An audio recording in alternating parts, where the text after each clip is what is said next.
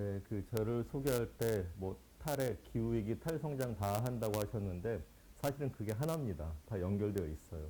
그래서 오늘의 그 어떤 화두 중에 하나도 연결 또는 불교 용어로 연기 뭐 그런 것일 수도 있고 제가 오늘은 탈성장과 대한연구소 소장으로 이렇게 왔는데요. 제가 에너지 기후정책 연구소에서 한 10년 정도 그 연구 활동을 했어요. 근데 그 에너지 전환, 에너지 위기 이런 걸 주로 다뤘죠. 이게 기후 위기랑 같은 거다라는 어, 문제 의식에서 연구소 이름도 그랬고 그래서 의미 있는 활동을 많이 했는데 근데 제 스스로는 아 그럼 기후 위기를 막으려면 어떻게 해야 되지? 우리의 대안은 뭐지? 할 때 이 성장주의를 극복하지 않으면 안 된다라는 생각이 점점 굳어지더라고요. 그래서 제 스스로도 2년 전에 조금 더 뾰족한 목소리를 낸다고 제가 더 배우고 싶어서 이 탈성장과 대한 연구소라는 작은 연구소를 만들게 됐습니다. 네, 이제 본격적으로 이거 맞나? 아, 네, 오호, 네, 그렇습니다. 감사합니다. 여러분 많이 강의를 들으셨을 것이고 아시는 얘기가 대부분일 거예요. 그런데 그래도 조금만 좀 다시 좀 짚어보는 얘기를 앞에 하도록 하겠습니다. 인류세라는 이야기는 많이 들어보셨을 거고요. 그러니까 새로운 지질시대의 이름이 인류세입니다. 지구의 역사가 한 46억 년 정도로 추정을 하는데 이렇게 지질시대가 이렇게 구별이 되죠. 그러니까 구별의 기준은 생물종의 큰 변화입니다. 지구상에 살고 있는 생물종의 숫자나 상태가 크게 변했을 때죠. 특히 고생대 페름기 말기, 중생대 백악기 말기에는 대멸종이 있었어요. 공룡의 멸종도 그때 있었죠. 이때는 생물종의 한 65% 또는 90%까지도 멸종을 했습니다. 이유는 다양했어요. 소행성이 지구에 충돌을 하기도 했고 또 화산 폭발, 그다음에 이렇게 유독한 물질들이 대기 중에 퍼진다든지 또는 기후 변화, 또 그런 것들이 복합적으로 왔을 때이죠. 근데 우리가 살고 있는 지금의 시대는 신생대의 제4기 충적세 또는 지금의 시대라는 의미에서 현세 또는 홀로세라고도 합니다. 홀로라는 게 완벽하고 조화롭다라는 뜻이거든요. 그러니까 우리의 기후 환경이 이 농경 문명을 이루기에 기적적으로 딱 적합한 환경이 이루어졌다는 의미에서 홀로세라고도 했어요. 근데 과학자들의 이야기는 더 이상 홀로세나 현세, 충적세로 부르기에도 부족한 변화가 생겼다는 겁니다. 그래서 인류세가 그럼 언제 시작됐느냐? 어떤 과학자들은 1945년 7월 16일 날 인류세가 시작됐다고 얘기를 합니다. 아니 무슨 지질시대가 누구 생일도 아니고 기념일도 아니고 특정한 날에 시작이 됐느냐? 이날 미 육군이 최초의 핵폭발 실험을 한 거예요. 사막에서. 그러니까 이날 이후에 공기나 이 지층에는 세슘, 그 스트론튬, 플루토늄 이렇게 그전엔 없던 방사성 원소가 발견될 거라는 겁니다. 왜냐하면 자연에는 없는 인위적인 핵분열로만 생기는 원소들이거든요. 그러니까는 인간이 이 새로운 원소로 흔적을, 증거를 남겼다는 거죠. 또 하나 인류세의 되게 유력한 증거는 플라스틱이겠죠. 몇백 년, 몇천 년이 지나도 남아있을 인공 화합물이죠. 그리고 한반도 지역을 후대의 지질학자가 한반도 지역을 집중 조사하면은 닭뼈가 엄청나게 발굴되는 걸 보고 깜짝 놀랄 거예요. 와, 20세기 전후의 한반도 지역은 닭이 지배를 하고 있었다라고 추측할 수도 있어요. 왜냐하면은 이제 사람은 이제 화장을 하잖아요. 분묘를 안 하니까. 그러니까 사람의 흔적은 없어요, 뼈가. 근데 닭뼈가 엄청나게 나오는 걸 보고 와, 닭이 지배를 하고 있었겠다라는 생각도 할 수가 있겠죠. 어, 그리고 다시. 근데 이게 어느 정도냐? 좀 퀴즈를 하나 제가 내볼게요. 지구상에 살고 있는 포유동물, 그러니까 새끼를 낳아서 젖을 먹을 키우는 포유동물, 사람도 포유동물이죠. 이런 포유동물의 몸무게 총합 중에 사람의 몸무게가 몇 퍼센트 정도 될까?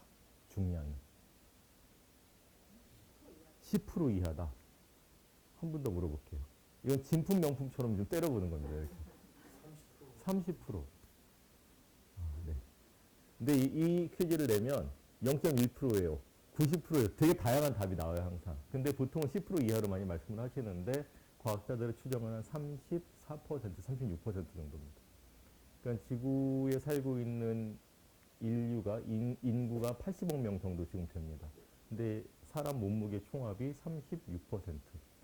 근데 이것에도 놀라운데 더 놀라운 것은 사람이 기르는 가축 포유류의 몸무게 총합이 60%입니다. 그러니까 소, 돼지, 양, 말, 염소의 몸무게가 60%. 그럼 36, 60 빼면 4% 남잖아요. 그게 야생 포유 동물이에요. 야생에 살고 있는 코끼리, 기린, 하마, 원숭이, 쪽제비, 노루, 담비를 합치면 4%인 거예요. 그러니까는 포유류만 그런 게 아니겠죠.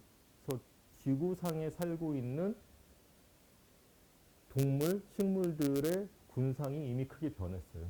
그러니까 새로운 진리세라고 부를 근거가 충분히 됩니다. 작물 얘기를 해볼까요?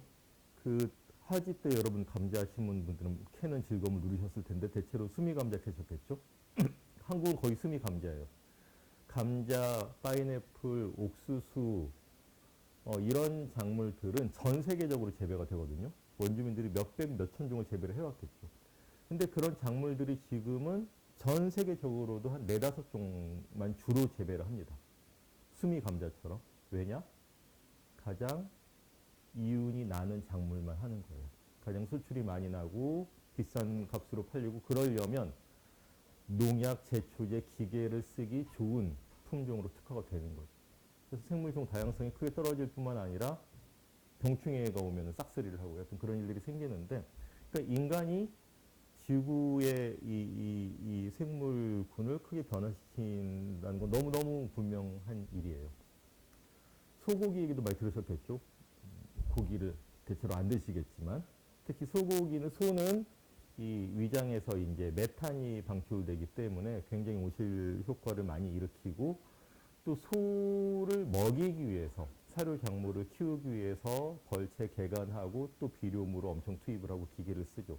거기서 또 온실가스가 굉장히 많이 나옵니다. 근데 그게 어느 정도냐? 소가 지구에 50억 마리가 살고 있대요. 사람이 80억 명인데 소가 50억 마리입니다. 그래서 그 소를 키우고 그 목축업을 유지하기 위해서 일어나는 온난화가 상당하죠. 그러니까는 인간이 지구를 뒤흔들고 있는 거예요. 그 인류세예요.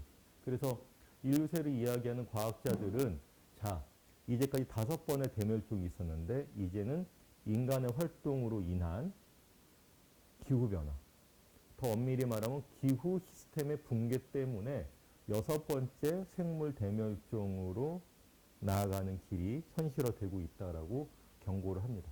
과학자들이 처음부터 경고를 하고 싶은 게 아니라 연구를 거듭하다 보니까는 그 결론으로 점점 모아지고 있는 거죠. 2050년 거주불능 지구라는 책이 몇 년 전에 나왔습니다. 데이비 월러스 웰스라는 미국의 그 기후를 전문으로 다루는 기자가 쓴 책인데 자기가 뭐 과다한 억측을 하는 것이 아니라 과학자들의 전망 중에 이거 심각하다 싶은 그런 현실적인 전망들을 모아서 12장에 걸쳐서 2050년을 전망을 해봤어요. 했더니 어떤 일들이 예상되느냐? 살인적인 폭염, 정말 실감나죠? 빈곤과 굶주림, 집어삼키는 바다, 해일, 치솟는 산불, 지금의 화재는 불장난 수준이 될 것이다. 그 다음에 날씨가 되어버릴 재난들, 500년에 한 번 있을 법한 재난을 일기예보가 아니라 일기중계에서 얘기를 계속 한다고 생각해 보세요. 뉴스에서. 그렇게 되면 또 재건하고 회복도 어려워지거나 불가능해집니다. 갈증과 가뭄, 사체가 쌓이는 바다, 마실 수 없는 공기, 코로나19도 그 중에 하나인 거죠. 새로운 질병의 전파. 근데 1장부터 이 9장까지는 자연, 생명, 한테서 오는 타격이에요. 근데 10장 무너지는 경제, 11장 기후 분쟁, 12장 시스템의 붕괴. 인간이 인간을 믿을 수가 없게 됩니다. 서로에 대한 기대를 저버리게 돼요. 이런 미래가 2050년에 펼쳐질 가능성이 높다라고 전망을 합니다. 무섭죠. 저는 이 책을 보고 저도 좀 충격을 받았는데 다시 자문을 해봤어요. 2050년에 정말 거주불능 상태가 올까? 근데 곰곰이 생각을 해봤는데 이 정도는 아닐 것 같아요. 사람이 다 못 살 정도는 아닐 것 같아요. 근데 또 다시 생각을 해봤어요. 이 12개의 전망 중에 두세 개라도 현실화되면 어떻게 될까? 와, 우리가 지금 근데 폭염 이제 일주일, 이주일만 버티면 괜찮다라고 지금 기대를 그래도 하잖아요. 이게 추석이 지나는 때까지 이어진다고 생각을 해보세요. 그리고 하나씩 오는 게 아니에요. 나쁜 일은 겹쳐서 옵니다. 또는 이 12가지가 미약하게라도 겹쳐지면 정부는 우왕좌왕할 거예요. 뭐 매뉴얼에 없는 일들이 벌어지는 거예요. 근데 또 저는 한 걸음 더, 제가 손석희 앵커는 아니지만 한 걸음 더 들어가고, 그럼 정말 여섯 번째 대멸종은 어떻게 다가올까? 이 가운데 이 시위 장면이 영국의 멸종 저항, 멸종 반란이라는 단체의 시위 모습입니다. 근데 여기 깃발이 보이는데 동그라미 안에 이렇게 X자가 이렇게 있잖아요. 이게 영어로 Extinction Rebellion이라고 해갖고 Extinction, 멸종의 그 철자에서 X를 따온 거기도 하고 이게 모래시계 모양입니다. 그러니까 시간을 소진하고 있다 이런 뜻도 돼요. 그래갖고 이대로 가다가는 멸종이 코앞이다라고 굉장히 쇼킹한 방식으로 시위를 합니다. 또 기후변화를 다루는 여러 공상과학 영화나 소설도 있죠. 투모로우라고. 해류의 흐름이 멈춰서 북미의 빙하 며칠 만에 온 그런, 또는 매드맥스. 또 워터월드, 이거는 해수면 상승 때문에 인간의 거주가 이렇게 되고. 설국열차, 만화이기도 하고 영화이기도 한데. 근데 다 달라요. 빙하, 사막, 물바다. 그 중에 뭐죠? 다 올 수도 있어요. 지역마다 다를 수도 있습니다. 여하튼 지금의 우리가 온대기후는 뭡니까? 봄, 여름, 가을, 겨울이 뚜렷하고, 그렇죠. 겨울은 쨍하니 춥고, 여름은 덥고 비가 오지만은 이 봄, 가을에는 이제 쾌적하고, 온대기후를 온대기후답게 만드는 특징, 지중해성 기후를 지중해성 기후답게 만드는 특징들이 무너진다라는 겁니다. 그렇다 하더라도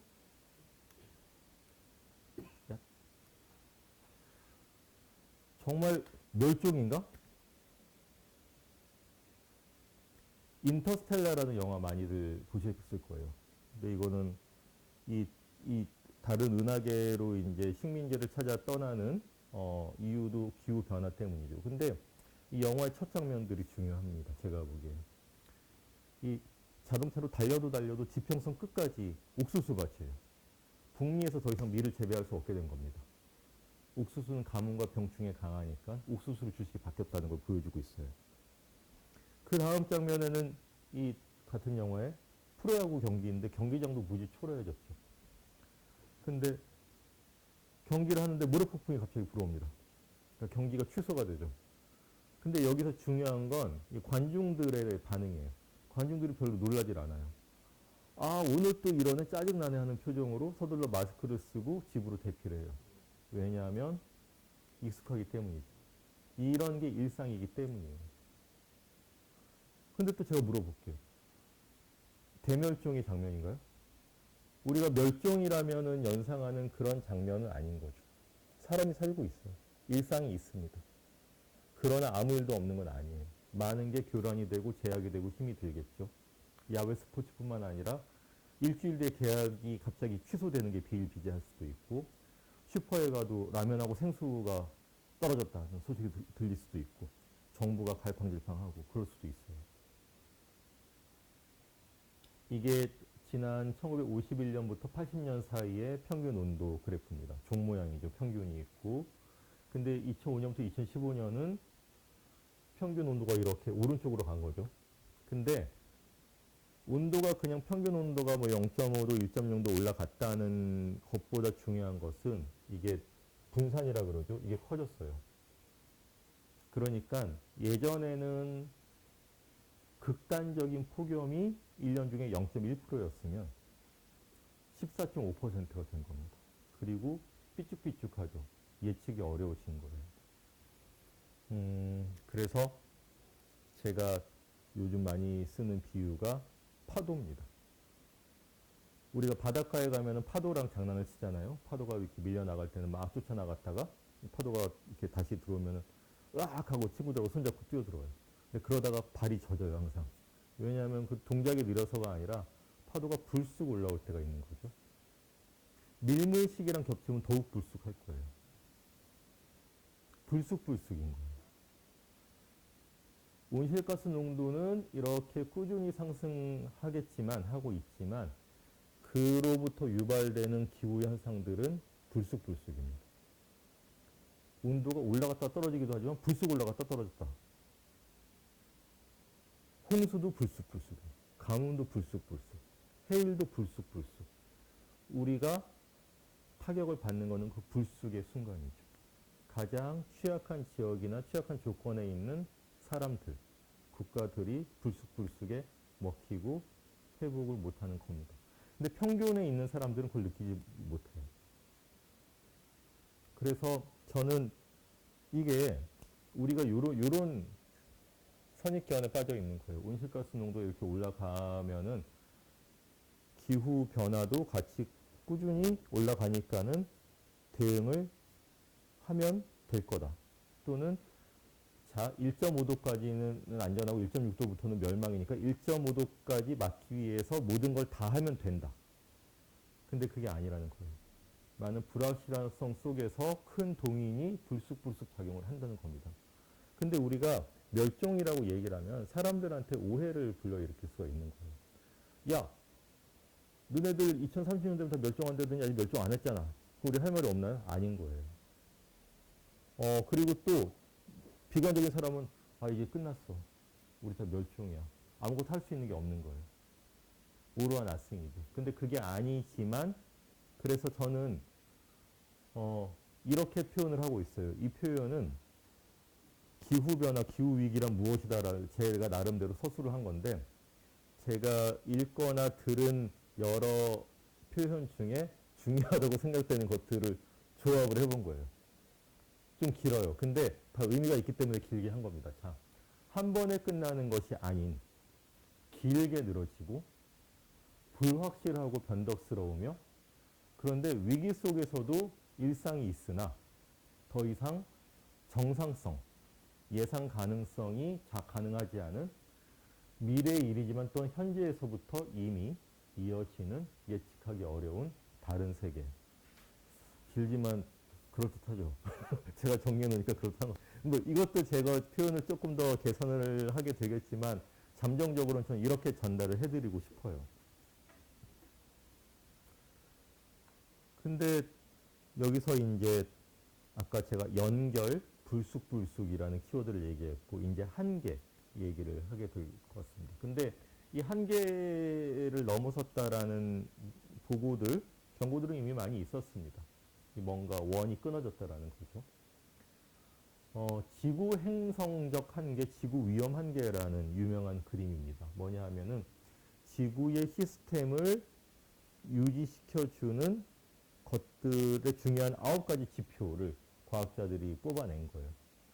이런 게 굉장히 이 지구의 안정성을 좌우하거나 확인해 줄 수 있는 지표들이죠. 근데 그 중에 기후변화가 있어요. 근데 9개 중에 하나긴 한데 중요한 것은 이것들도 서로 연결되어 있는 겁니다. 하나가 나빠지면 다른 것도 나빠져요. 근데 우리나라는 미세먼지가 심하다 그러니까 그것만 다루려고 그래요. 석탄화력 발전소를 좀 그 가동을 줄인다든지 어마어마하게 커다란 공기청정기를 한다든지. 근데 이런 것들이 연결돼서 미세먼지 문제도 생기는 건데 그렇죠. 근데 여기서 보시면 빨간불이 들어온 것들이 있는 겁니다. 질소와 인. 그러니까 이게 화학 비료로 과다하게 사용을 해갖고 부영향화를 일으킨 거죠. 이거 생물종 다양성 감소, 그 과도한 토지 이용, 도시화 이런 것들이 이미 위험 신호를 넘어서고 있어요. 성장의 한계라는 유명한 보고서가 1972년, 51년 전에 나왔습니다. 로마 클럽이라는 싱크탱크가 인간 사회, 경제, 정치의 미래가 어떨까를 연구팀한테 이제 부탁을 했죠. 그래서 그 당시로는 최신식 컴퓨터, 최신식인데 우리 핸드폰의 성능보다 1000분의 1도 안 되는. 그러니까 뭔가 데이터 하나 넣으면은 결과 나오려면 20분 기다려야 되는. 그러나 세계에서 제일 좋았던 컴퓨터에다가 시뮬레이션을 한 겁니다. 했더니 뭐냐면은 석탄, 석유, 뭐 철광석 이런 비재생 가용자원, 1인당 식량 생산, 서비스, 산업 생산, 인구, 환경오염 가장 굉장히 기초적인 변수들을 투입을 했죠. 그리고 막 여러 그래프가 나오는데 그 중에서 가장 대표적인 게 이 점선으로 된 그래프입니다. 그래서 이 천연자원은 점점 고갈이 되고 1인당 생산량도 줄어들고 세계 인구도 2030년쯤 정점이 있다가 줄어드는데 그냥 줄어드는 게 아니라 이러한 것들의 작용 때문에 경제 붕괴에 뒤따른 인구 감소가 일어난다. 환경오염은 누적이 될 거다. 결론은 성장에는 한계가 있다라는 거죠. 근데 왜냐하면 그냥 자원 고갈만 되는 것이 아니라 서로 연결되어 있기 때문이에요. 우리가 캐서 쓰고 소비하고 오염을 유발하는 속도와 양에 비해서 처리하고 재활용하는 속도가 따라주지 못하는 겁니다. 그래갖고 보고서 제목도 리미트 투 그로스 성장의 한계가 된 거예요. 이 보고서에 대한 반응은 어땠을까요? 일부에서는 큰일 났네. 어떡하지? 와우 심각해. 이런 반응도 있었지만 대다수의 반응은 에이 너무 겁주지 마. 왜냐? 인간의 창의력과 과학의 발달이 모든 걸 해결해 줄 수 있을 거다라는 기대가 굉장히 있었던 시절이죠. 근데 이해가 되는 게 이 보고서가 나오기 3년 전에 아폴로 11호가 달 착륙에 성공을 했습니다. 저희 아버지의 증언으로는 그때 뭐 임시 공휴일로 지정이 됐대요. 인류의 큰 경사. 인류가 지구를 넘어 우주까지 정복할 수 있게 된 거예요.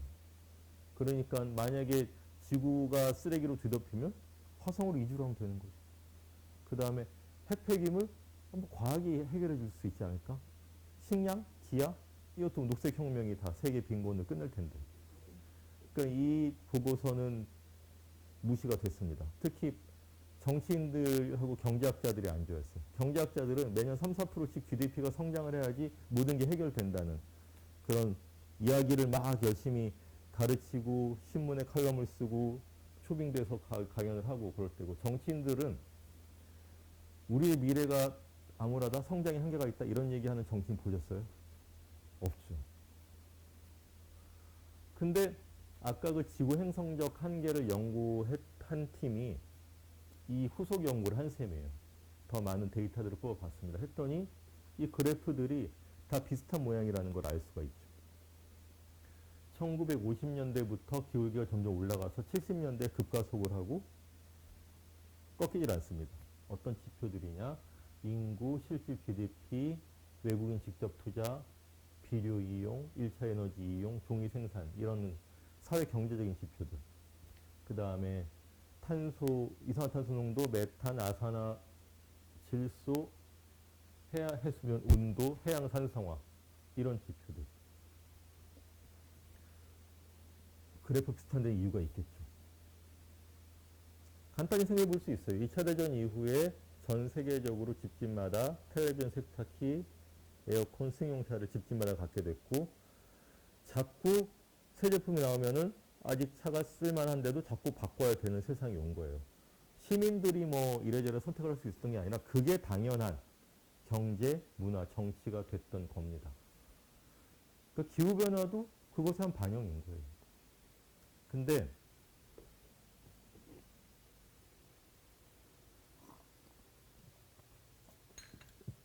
제가 뒤에 GDP, 국내 총생산 얘기를 할 텐데요.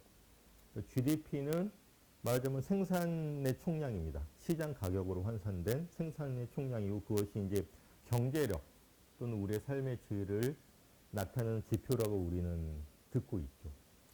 근데 GDP가 매년 3%씩 커지면 23년이 지나면 경제 규모가 2배가 돼요. 40년이 지나면 대략 4배가 됩니다. 2배, 4배가 된 거예요. 모든 게 GDP의 반영인 겁니다, 사실은. 그래서 이렇게 우리가 이 생태계 또는 지구 시스템에 한계가 있다고 한다면은 보통은 이렇게 가다가 한계 이르면 어우 너무 많이 썼어. 아니면 이렇게 실제로 이제 이 개체 수가 줄어든다든지 이렇게 균형에 다가가거나 아니면은 이게 잠깐 초과를 하더라도 여기서 큰 충격이 있죠. 이렇게 해서 안정화되거나. 근데 그러질 못하면 이 시스템의 한계 자체가 휙 떨어져 버립니다. 그리고 확 초과하면은 여기서 정말 멸종에 가까운 재난이 일어날 수 있는 건데, 이 성장의 한계 연구진은 이렇게 예상을 하고 72년에는 이렇게 되기를 바랬는데 이미 이렇게 된 게 아닌가, 라고 지금 진단을 하고 있습니다. 그래서 지구 시스템은 빙하기, 간빙기, 너무 추워지면 따뜻해지고 더워지면 추워지는 자연적인 평형작용이 있는데 우리가 1.5도 온난화라고 얘기하는 그 티핑 포인트를 넘어서면은 시원한 지구로 못 돌아오고 굴러 떨어진다라는 거죠. 근데 이게 한번 굴러 떨어지고 끝이 아니라 못 돌아온다라는 거예요. 다시 시원한 지구로. 몇십 년, 몇백 년 동안. 그리고 그 1.5도를 넘지 않기 위해서 배출이 허용돼. 표현이 좀 이상해요. 이렇게 그 이상을 배출하면 1.5도를 넘게 된다라는 거죠. 그 양이 대체로 이 정도인데 빨리 줄여가면 이렇게 줄여도 안정화가 되는데 안 그러면 훨씬 더 급격히 줄여야 되는 거죠. 사실상 어려워지는 겁니다. 우리가 10년 정도 이렇게 온실가스 배출량을 줄이지 못하고 10년 정도 지나면 이 탄소 예산을 다 소진할 거라는 전망이고요. 심각한 얘기를 제가 너무 건조하게 하고 있는 거예요. 울면서 할 수는 없잖아요, 우리가.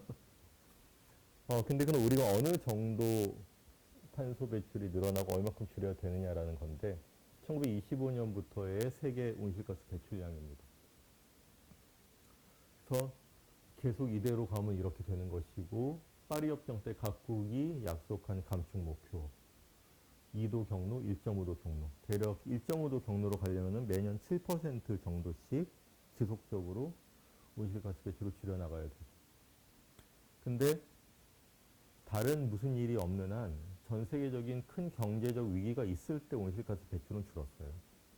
미국 대공황 때 13% 줄었다가 반등을 합니다. 2차 대전 후반에 7% 감소. 석유 파동 때 4%, 소련방 붕괴 때 2%. 코로나19 초기 때 한 5에서 10%가 줄었어요. 그러니까 사실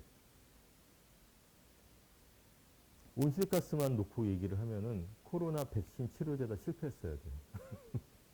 그래서 인구가 줄었어야 돼요. 근데 그렇게 얘기할 수 없는 거잖아요. 근데 한국도 그렇고 많은 나라들이 작년 올해 다시 배출량이 늘어납니다. 코로나가 없었던 것처럼. 근데 우리나라가 하나의 배출량이 14% 줄었던 해가 있어요. 와, 정부가 뭘 되게 잘해서가 아니라 1998년 IMF 사태 때 그렇게 많은 기업이 도산을 하고 사람들이 이제 신용 불량자가 되고 노숙자가 되는 그 해의 경제 성장률이 마이너스 5.2%였습니다. 그러면은 무슨 탄소 포집 저장이니 핵융합이니 말도 안 되는 초전도체 말도 안 되는 마술이 생기기 전까지는 IMF 때의 절반 정도의 경제 위축 또는 고통을 감내하지 않으면 사실 2050년 탄소 중립은 가능하지 않습니다. 그렇다면은 진짜 정직하게 얘기를 하자면은 경제 성장을 줄이거나 제로로 만들면서 우리가 그래도 잘 살아갈 수 있는 방법이 있는지를 물어야 되는 거죠. 근데 우리나라의 온실가스 감축 정책은 경제 성장을 여하튼 계속하면서 지금 우리나라 탄소 중립 2050년 탄소 중립 시나리오의 골자는 뭐냐 하면은 2050년까지 우리나라의 산업 부문 에너지 소비가 동일하다고 가정을 해요. 그러면서 무슨 기술로 녹색 기술로 탄소 중립을 해보려고 한다는 겁니다. 사실 이 얘기까지 오면 서론인데. 아? 네. 근데 요거까지 중요한 얘기이기 때문에 좀 짚고 갈게요. 기후 변화라는 현상은 과학적인 불확실성이 크다라는 겁니다. 무슨 얘기냐? 뭐 여섯 번째 대멸종이라더니 무슨 또 이런 얘기를 하느냐? 이 그림에서 확실한 것은 요 하나밖에 없습니다. 얼만큼 석탄석유 천연가스를 캐서 태우면은 몇 ppm이 된다. 지금 산업혁명 시작할 때는 260 ppm, 100만 개 공기 분자 중에 CO2 이산화탄소가 260개였습니다. 근데 지금 420 ppm이 됐죠. 그러니까 그 100만 개 중에 100 몇십 개가 늘어난 게 1.1도 상승을 만든 거예요. 근데 이게 430, 450 ppm이 되면은 몇 도 상승할 거냐? 그거부터가 불확실합니다. 그래서 과학자들은 몇 퍼센트 확률로 몇 도에서 몇 도 사이 이런 식으로 표현을 해요. 왜냐? 과학자들이 이제 안일해서가 아니라 과학자들의 기후 모델도 그런 어떤 범위 안에서 전망을 할 수밖에 없고, 또 하나는 이 기후 모델에도 충분히 아직 들어가지 못한 현상들이 새로 발생을 하는 거예요. 시베리아 빙하 아래에 있던 메탄이 방출을 한다든지, 빙하가 녹으니까요. 이 산불, 그나마 아마존이나 캘리포니아의 큰 산림이 광합성으로 탄소를 흡수 고정을 하는데, 이 자꾸 산불이 나니까 오히려 탄소 배출원이 됩니다. 남극이 제일 큰 빙하군이잖아요. 남극의 이 왼쪽 끄트머리에 스웨이츠라는 빙하군이 있어요.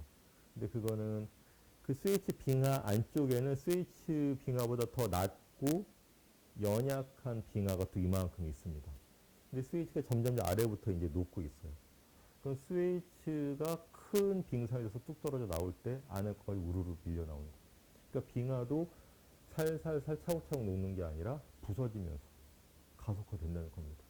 그런 여러 가지 작용들을 뭐 양의 되먹임, 뭐 포지티브 피드백이라고 표현하는데, 그런 것들이 겹치면은 온난화가 훨씬 가속화되는 건데, 그런 걸 기후 과학자들은 확실하게 충분히 얘기를 못해요. 아직 충분히 검증이 안 됐기 때문에. 근데 온난화는 자연은 달려가는데 과학자들은 잠깐 아직 내가 모델링이 덜 끝났어, 아직 데이터가 부족해, 이러고 있는 거죠. 자, 평균 온도가 우리가 1.5도를 넘어설 수도 있겠죠. 1.6도, 2.0도가 상승한다면 해수면은 몇 센치, 강수일수는 며칠, 바람은 뭐 몇 미터 퍼세크가 바뀔지도 많은 변수가 있습니다. 지역마다 다르죠. 그리고 이런 물리적인 변화가 얼만큼 사람들을 빈곤하게 하거나 갈등, 분쟁을 유발할지도 많은 조건이 있을 거예요. 그래서 이제 미치고 팔짝 뛸 일인 게, 인과관계도 확실하고 경향도 확실하고, 심지어 한 해의 기후난민이 몇 년 전에 2,500만 명 발생한다고 들었는데 올 봄에 3,200만 명씩 발생을 한다는 거예요. 남한 인구의 절반보다도 많은 사람들이 해수면 상승이나 가뭄 이런 것 때문에 집을 떠나요. 고향. 3,200만 명씩 기후난민이 발생하는데, 그러나 예컨대 올 봄에 산불, 지난 달에 그 충청도의 수해, 홍수, 이게 몇 퍼센트가 온난화 때문이고 몇 퍼센트가 온실가스 때문이라는 거는 딱 부러지게 얘기를 할 수가 없는 거예요. 또 하나, 기후변화 대응 정책도 불확실성이 커요. 석탄, 석유, 가스를 아예 캐지 마라 라고 하면 확실한데 그건 안 하죠. 그래서 하는 게 뭡니까? 태양광 풍력. 태양광 풍력 해야 돼요. 가급적 많이 해야 되는데, 그러나 태양광 풍력을 몇 기가와트 더 늘리면 몇 ppm으로 줄어드느냐? 불확실합니다. 돈은 굉장히 많이 드는데 효과는 몇십 년, 10년, 20년 뒤에 되게 미약하게 나타나고 말 수도 있어요. 적응정책, 폭염 쉼터 대피소라든지 보험, 교육 홍보, 이것도 효과가 사실 불확실하죠. 해야 되지만. 이 그림이 제가 우리나라에서 처음 그린 그림이에요.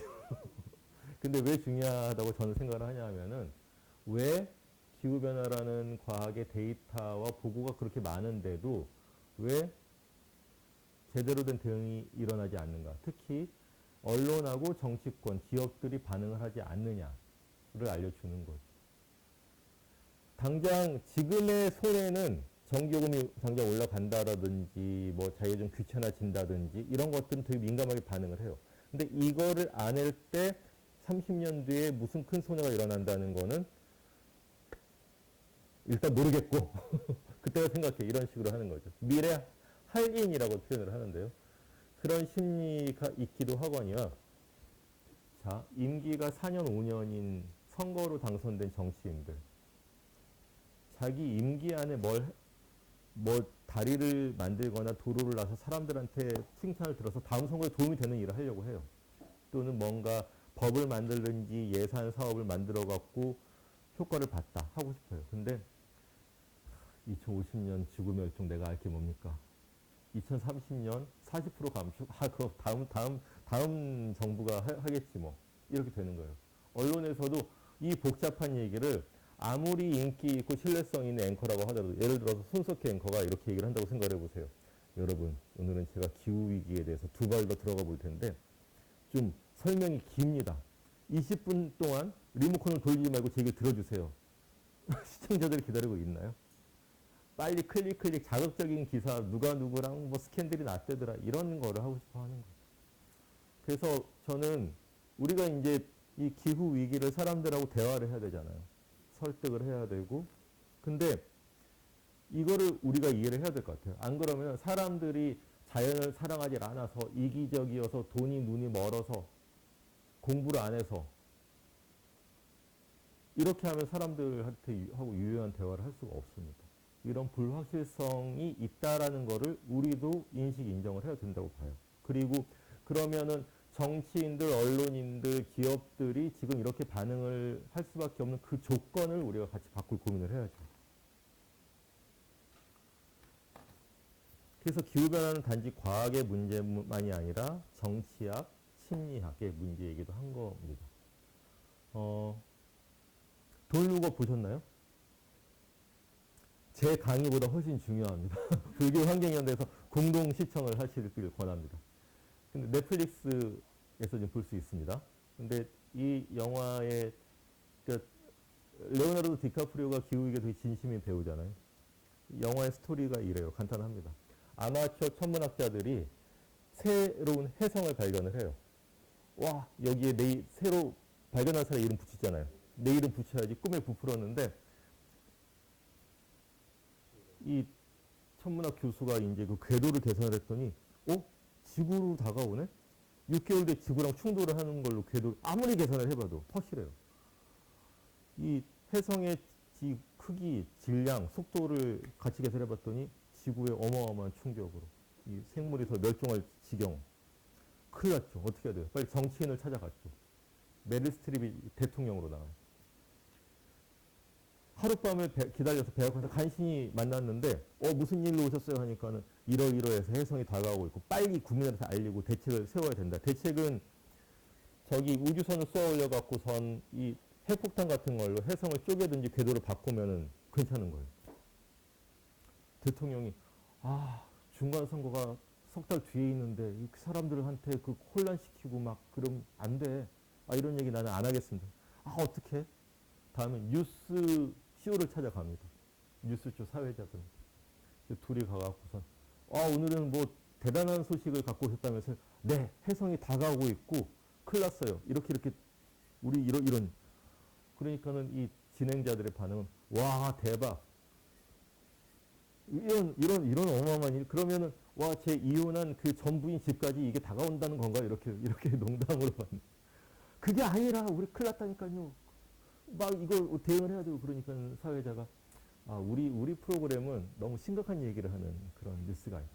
그 얘기는 다음에 모셔서 듣겠습니다 하니까 좌절 어떡하지. 근데 그러고 나니까는 혜성이 이미 다가왔어요. 하늘에 보이는 이 푸른 하늘에 혜성이 머물러 있죠. 혜성 이렇게. 영화 제목이 그 뜻입니다. 룩업 올려다 봐. 혜성이 오고 있어. 빨리 해야 되잖아. 근데 의외로 돌루고 저 가짜야. 저 우리한테 큰 의미 없어. 어떻게든 해결될 거야. 저거는 뭐 반대편 진영의 음모야. 도널드 트럼프 같은 그런 포퓰리스트. 그러더니 대통령의 마음을 바꿨어요. 선거가 끝나고. 아, 이거 빨리 어떻게든 해야겠다. 근데 대통령의 비선 실세증 되는 기업인이 등장을 합니다. 그 기업가가 저 해성 안에 굉장히 값비싼 광물들이 묻혀 있다. 그래서 우주선을 보내서 광물을 먼저 캐온 다음에 해결할 수 있다. 광물은 캐왔는데 이제 미사일을 그 폭탄을 실은 우주선을 쏘아 올렸는데 다 궤도 이탈 실패. 망했어요. 마지막 스포일 보세요. 근데 이 영화에는 기후변화라는 표현은 한 번도 안 나와요. 근데 영화를 본 사람은 아 이게 기후변화를 은유했다는 것을 다 느낄 수가 있지. 근데 왜 이런 얘기를 이 영화에서 하느냐. 자, 6개월 뒤에 혜성이 충돌을 하고 원인, 결과, 대응 방법도 분명함에도 지금 우리의 제도, 정치, 경제에는 제대로 대처를 할 수 없다라는 것을 보여주는 거예요.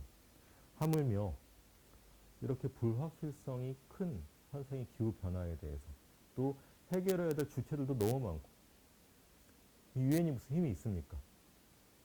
어렵다는 걸 보여주고 있는 거죠. 그런 이야기들을 이 기후변화 심리학이라는 책에서 담고 있어요. 이 사람도 영국의 기자입니다. 근데 자기가 볼 때는 기후변화를 알려주는 이 과학 데이터는 차고 넘치는데 왜 사람들이 이걸 대응 안 하려고 하지?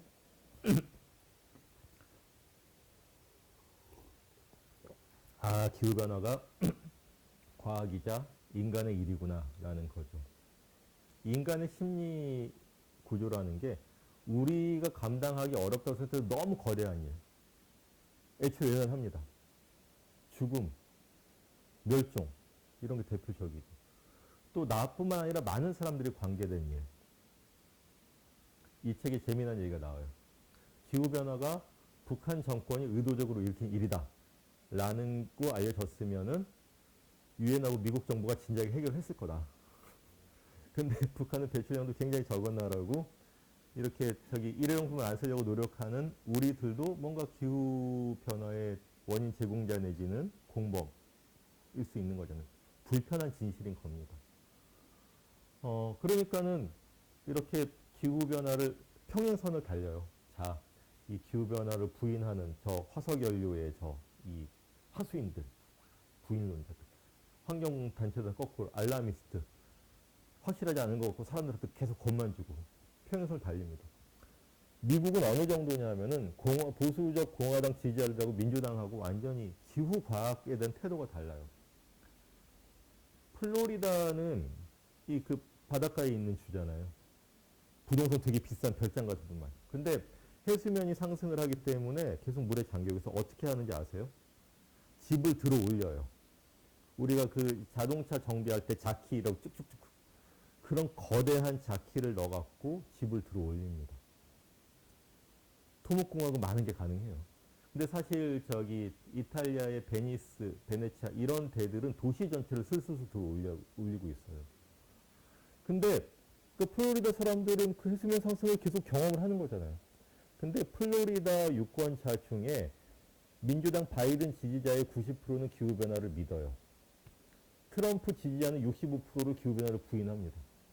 이건 또 신의 뜻이야 라고 생각을 한다든지. 근데 우리나라는 유력한 어떤 정치인들이나 언론인들이 대놓고 기후변화를 부인하지 않잖아요. 대신에 이 핑계 저 핑계를 대죠. 또는 기후 침묵을 하고 있죠. 그래서 그러면은 이 과학을 어떻게 우리의 일상 언어로 번역을 하고 사람들을 이해시키고 행동에 나서게 할 건가라는 고민이 있는 겁니다. 근데 이 책의 저자는 굉장히 결론에서 간단하게 얘기를 해요. 뭘 해야 되느냐? 신념의 공동체를 만들고 키우자라고 얘기를 합니다. 그러니까 기후 변화를 진지하게 대면하고 인식하고 우리가 할 수 있는 유한 행동들에 나서는 사람들의 공동체를 만들고 키우고 연결을 하는 수밖에 없다고 생각을 해요. 사실 이게 말하자면 어떤 신념 공동체, 뭐 종교 공동체도 그중 하나죠. 굉장히 큰 역할이라고 저는 생각을 합니다.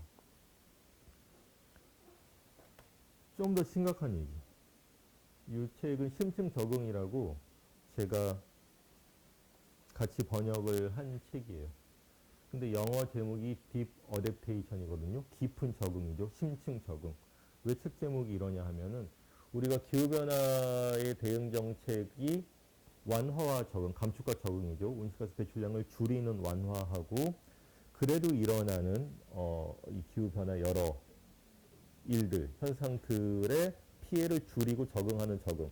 근데 이 적응은 여튼 1.5도로 안정화한다는 전제에서 그래도 발생하는 그런 여러 가지 재난이나 곤란들에 적응을 한다는 의미인데 심층 적응은 뭐냐?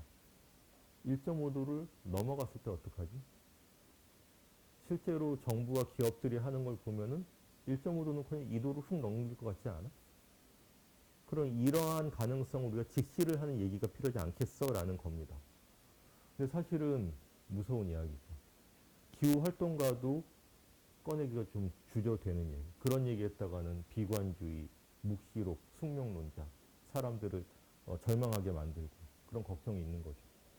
근데 이 책을 쓴 주 저자가 젠 벤델하고 루퍼트 리드인데 루퍼트 리드는 영국 멸종 반란의 수계 지도위원 좀 되는 사람이고요. 젠 벤델은 기업의 녹색 경영 컨설팅을 하는 게 업인 사람이에요. 근데 자기가 이 녹색 컨설팅을 하다 보니까는 아니 이걸로 되겠어라는 생각이 든 거죠. 1.5도 훨씬 넘어갈 것 같은데 어떡하지? 그래서 이 논문을 쓴 거예요. 심층 적응, 기후 비극을 탐험하는, 항해하는 지도라는 논문을 써서 이 저널에 기고를 했는데 이 그 저널 편집진이 게재 불가 이런 근거가 부족하고 책임질 수 없는 얘기는 실어주지 못하겠다 한 거예요. 그래갖고 젠벤델이 그냥 인터넷에 올렸어요.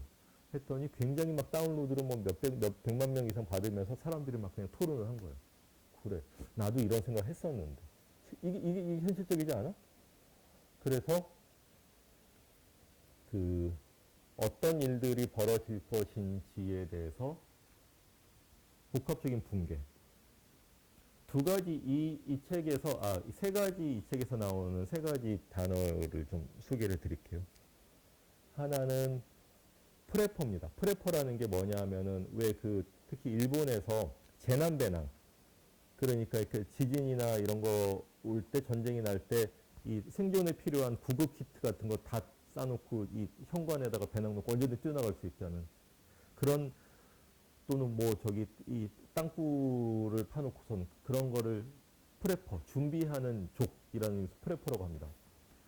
그래서 기후 재난도 점점 많아지니까는 그런 기후 프레퍼도 많아지고 있다는 거예요. 근데 과연 그런 프레핑으로 기후 재난을 대처할 수 있을까? 안 하는 것보다 낫다. 그러나 정말 어떤 일까지 벌어질 수 있을지 우리가 진작에 상상을 해봐야 된다는 이야기고 또 하나는 기후 우울증. PTSD는 외상 후 스트레스 증후군이죠. 그러니까는 이 베트남전에서 돌아온 그 군인들한테 많이 처음 발견된 거죠. 문득 그 장면이 떠오르면서 일상생활이 거의 곤란해지는 그런. 근데 프리-TSD, 포스트가 아니라 프리, 사전 피해 증후군이 생긴다는 거예요. 왜냐? 그 그레타 툰베리의 경우처럼 내가 어른이 됐을 경우에 내가 가족을 이루고 제대로 살아갈 수가 있을까? 아이를 낳아도 좋을까? 미리 우울한 거죠. 근데 이 현장에 있는 이 정신과 의사들이 이런 사례들을 자꾸 보고하고 있는 거예요. 이 뭐지? 프리TSD라고 이름 붙인 거고, 그래서 이게 이제 아직 공인된 개념은 아닌데 케이스를 이제 모아갖고 이제 대응을 얘기를 해야 되겠죠. 붕괴학이라는 건 뭐냐?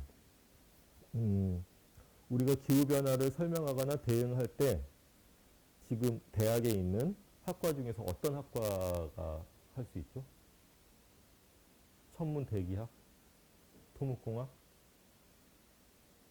경제학, 경영학, 정치학, 철학, 미학, 심리학 어느 것도 아니라는 거예요.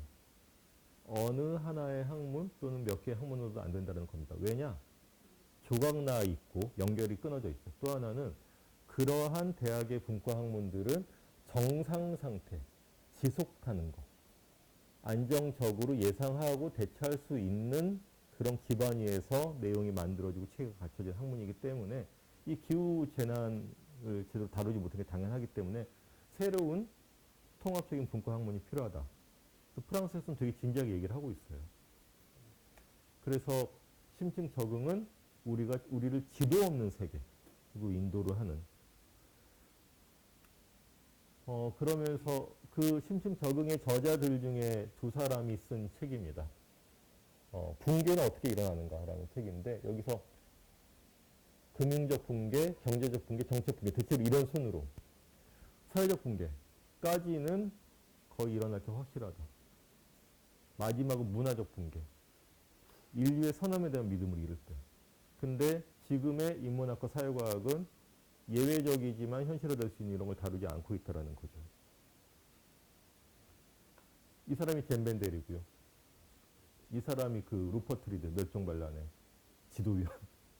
그래서 멸종반란은 이렇게 우리의 미래를 갖고 장래를 지내는 이러한 어떤 액션들도 하지만 이 심층 적응, 총체적 붕괴 심층 적응도 많은 내부 토론을 하고 있어요. 그리고 거기서 이제 이 얘기는 너무 이거는 혹시 질문 있으면 여하튼 그래갖고 우리가 왜 이런 붕괴의 가능성을 외면하느냐, 우리는 다르다라는 생각을 갖고 있다라는 거예요. 우리는 과학을 잘 알고 있고 우리는 대처할 수 있고 이런 예외적인 이데올로기를 갖고 있다라는 거죠. 근데 거기서부터 벗어나기 위해서 제안하는 게 이겁니다. 통찰 명상, 호흡요법, 심층 관계 맺기. 잠깐 멈추고 뭐라 그러죠? 도노돈수? 죽기를 맞아야 된다는 거예요. 뭐지? 이렇게. 근데 혼자 할 수가 없으니까는 여럿이서 같이 해보자라는 겁니다. 근데 왜 우리가 그러한 이데올로기를 안정성, 영원성의 이데올로기를 갖고 있느냐? 우리가 갖고 있는 세계관인 거예요. 말하자면 근대성의 세계관이죠. 지구가 딱 뒷받침하고 있고 우리는 세계 자본, 국민 국가, 그 다음에 보편적 이성, 그 다음에 서로 분리되어 있음, 개인주의. 근데 그게 아니라는 거죠. 이게 무너지고 있기 때문에 과소비, 과잉 착취, 과잉 이용, 성장 불가능한, 지속 불가능한 성장, 그 다음에 숨은 비용들, 이런 것들을 달리 봐야 된다는 것이고, 그래서 여기서 그건 심층 적응은 지도 없는 세계에 대한 지도잖아요. 뭘 어떻게 해야 될지를 구체적으로 제시를 할 수는 없지만은 무슨 이야기를 해보자라는 이야기를 대신합니다. 그게 회복력, 포기, 복원, 타협이에요. 뭐냐, 회복력은 당신이 계속 지키고 여하튼 유지하고 싶은 가장 가치 있는 것이 무엇인가? 왜냐? 우리가 모든 것을 가져갈 수 없기 때문에 뭔가 포기를 해야 될 겁니다. 근데 포기라는 건 뭘까요? 누군가는 기분 좋다고 소고기 사 먹는 식습관일 수도 있고 골프를 좋아하는 취미일 수도 있지만 또 누구한테는 굉장히 중요한 주변의 사람 또는 관계일 수도 있어요. 그럼 누가 무엇을 잃게 되고 무엇을 지킬 수 없게 될 것인가? 가급적 복원을 해야 되는데 복원도 왜 복원이냐? 100% 옛날로 돌아갈 수 없기 때문입니다. 그 사이에서 타협이 있어야 되는 거예요. 그래서 여기서는 이거 다음에는 제가 한글로 바꿔야겠다. 늘 강의 때 후회해요. 한글로 바꿔놓고. 육체와 이 지구의 이제 인게이지먼트, 개입이나 화합도 필요하고, 느낌, 이런 걸 받아들이는 것. 그 다음에 마음, 분위기를 이해하는 것. 그 다음에 가치, 저항도 필요합니다. 정의를 위한. 여기서 통합적인 정신, 영성이 필요한 거죠. 그러니까 이게 이렇게 나오는 게 이 젠 벤델하고 루퍼트 리드 둘 다 이 불교에 대한 관심과 호의가 있어요. 그리고 불교의 어떤 가치관이나 이 사고방식, 그 교류 방식에서 많은 어떤 끌어올 게 있다라고 생각을 하기 때문입니다. 우리나라 이 불교 환경운동도 이런 쪽을 좀 발굴하고 좀 활용하셨으면 어떨까 하는 생각을 들고요. 그래서 심층 적응은 막연히 사람들한테 그래고 지도가 없어, 우리는 망했어가 아니라 그래도 우리가 할 수 있는 것으로 얘기를 하는 거예요. 왜냐? 1.5도, 2도, 2.5도가 올라간 지구에서도 우리는 살아가야 되기 때문이죠. 인터스텔라 같은 상황은 굉장히 어려운 상황이지만 우리는 우리 스스로를 돕고 지켜야 되는 거예요. 근데 거기서 우리가 할 수 있고 해야 될 게 이런 재지역화, 회복력, 지역을 통해서 삶의 기반을 만들고 안정성을 자립적으로 구축을 하는 겁니다. 그러면서 서로 얼굴을 보고 돕는 거예요. 프레퍼족 접근 대신 재지역화가 필요하다라는 거죠. 만약에 뒤에 시간이 좀 남으면은 이 동영상을 하나 보여드릴 수 있을 것 같은데 이게 뭐냐 하면은 토트네스 멸종 반란입니다. 토트네스라는 데가 영국의 굉장히 작은 마을이에요. 런던 아래에 있는. 근데 토트네스 트랜지션 타운, 약어로 TTT, T자 3개예요.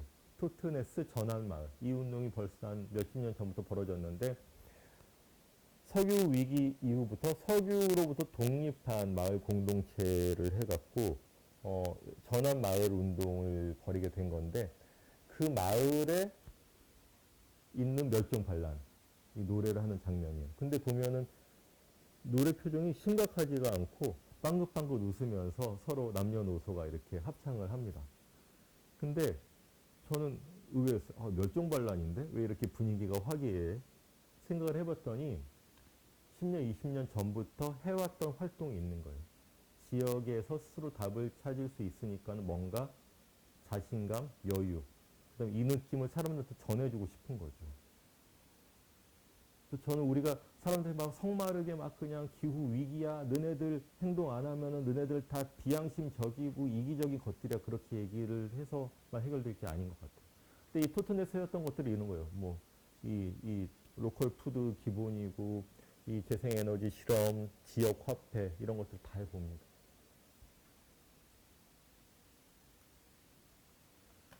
이제 1시간 됐다.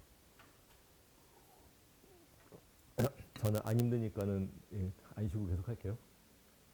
이제 본격적으로 이제 탈성장 얘기로 넘어가려고 그래요. 아까 그 성장의 한계 보고서를 잠깐 소개를 해드렸는데 이 연구자들입니다. 이분들이 했던 게 이 어떻게 성장의 한계 연구를 했느냐? 이 과학과 경제 이론이 하나 필요하겠죠. 또 하나는 이 자원과 환경에 대한 데이터가 필요할 겁니다. 또 하나는 컴퓨터 모형, 월드3라는 모형이 있었어요. 또 하나 필요한 게 우리의 세계관. 이 과학 데이터가 있다는 게 그걸 어떻게 엮어서 어떤 관점으로 볼 것인지가 필요하다는 거죠. 그게 시스템적 관점. 별게 아니에요.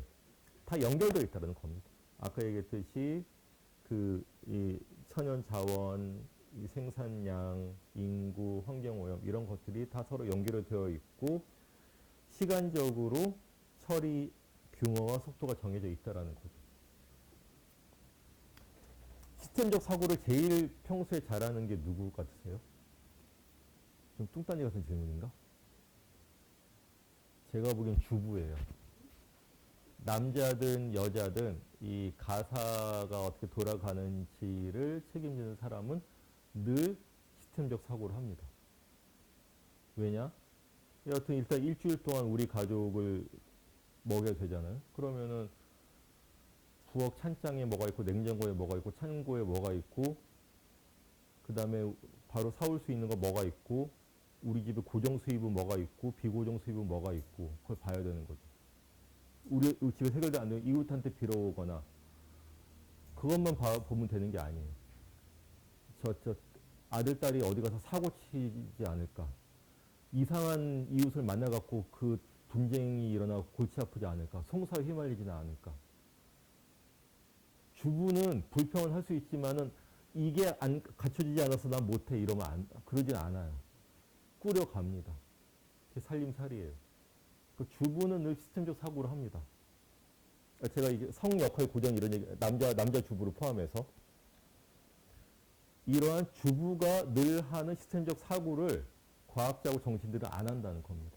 다 쪼개져 있고 요 안에서 해결할 수 있다고 생각을 하는 거죠.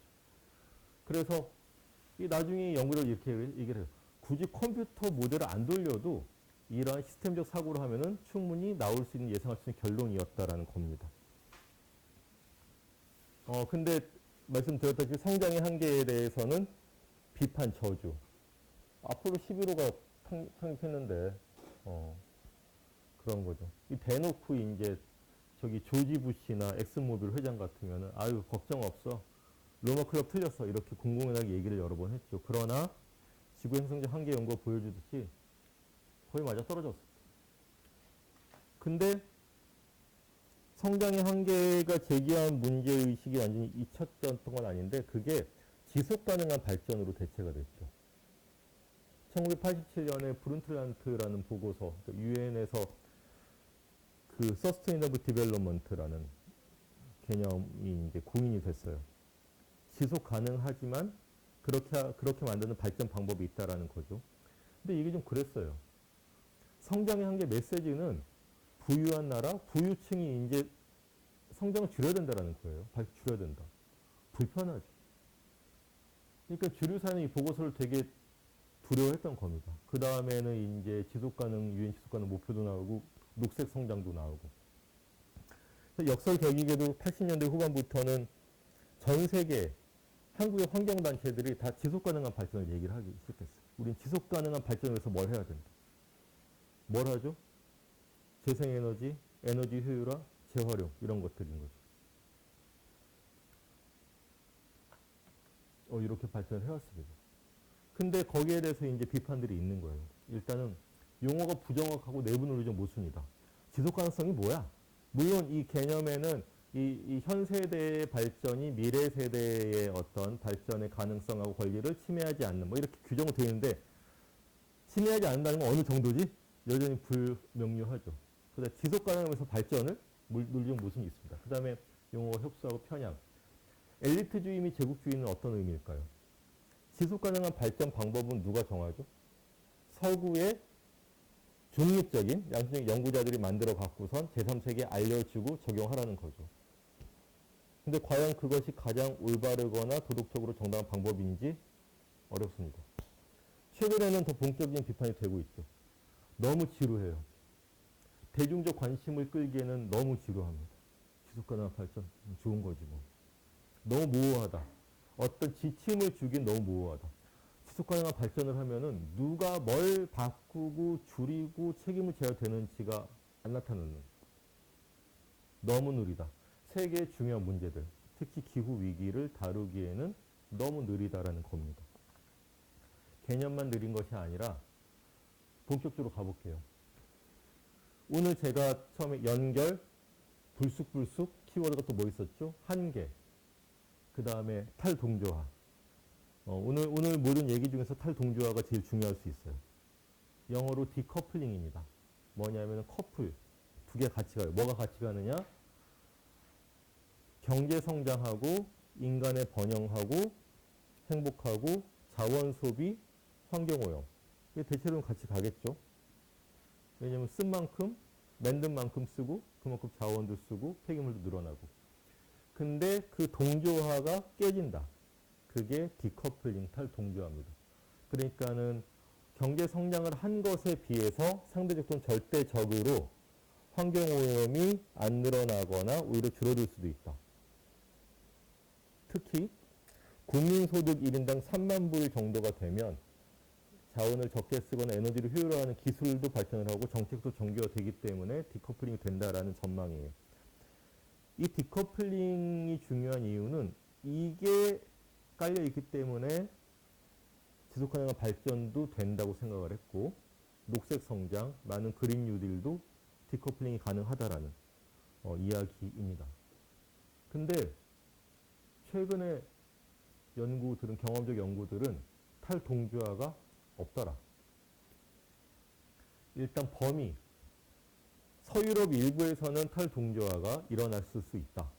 그러니까는 GDP가 올라간 것에 비해서 자원 소비가 적었거나 온실가스 배출이 상대적으로 적었거나. 그러나 그 공장이 중국 제3세계로 다 갔다. 그럼 전 세계적으로는 꽝이죠. 지속성. 최근 5년 또는 앞으로 5년 동안은 탈동조가 일어나고 온실가스 배출이 줄었다. 그러나 예컨대 핵폐기물 대표적이죠. 미래 세대로 그 처리 부담을 넘긴다든지 지속적이지가 않은 거죠. 제일 중요한 건 규모예요. 와, 우리 탈동조에서 녹색 기술로 요만큼 이제 온실가스 줄였네. 그러나 화석연료 이만큼 더 쓴 거예요. 그리고 절대적인 게 중요합니다. 1.5도 지구 행성적 한계라는 절대 양 안에서 이게 일어나야 되는 건데, 자, 우리는 이렇게 가다 보면은 기술 발전으로 2070년까지는 탈동조화로 완성할 수 있어요. 뭐 2050년 전에 티핑 포인트를 넘어가는데 아무 소용이 없는 겁니다.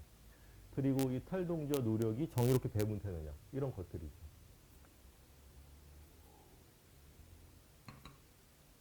최근 GDP와 물질 발자국을 보면은 그냥 비례입니다. 2007년 경제위기 때, 금융위기 때 같이 떨어져 같이 늘어나요. 빼박. 아까 그 성장한계로 잠깐 돌아가면은 우리가 지구를 어떤 그릇이나 배에 비유를 합니다. 그러니까 이게 크기가 한계가 있다라는 거죠. 근데 지구 인구가 80억 명이나 늘어난 것은 그릇의 크기가 늘어났어요. 와, 그릇이 어떻게 늘어났지? 뭔가 마술이 있었던 거죠. 그 마술이 바로 화석에너지, 핵에너지, 인공화학비료 합성 방법, 이런 것들이에요. 마술인 줄 알았는데 아니었던 거죠. 온실가스, 방사성 폐기물, 그 다음에 질소와 인의 축적, 이런 것들이 있었던 거죠. 그러니까 그게 다시 그릇의 크기를 위협하는 게 지구 행성적 한계, 위험 한계입니다.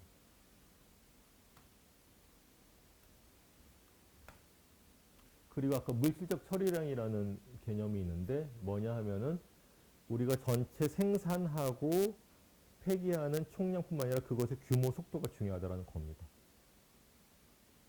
오늘 너무 고약한 비유를 하긴 좀 조심스러운데, 새만금 잼버리에 4만 명 정도가 모였잖아요.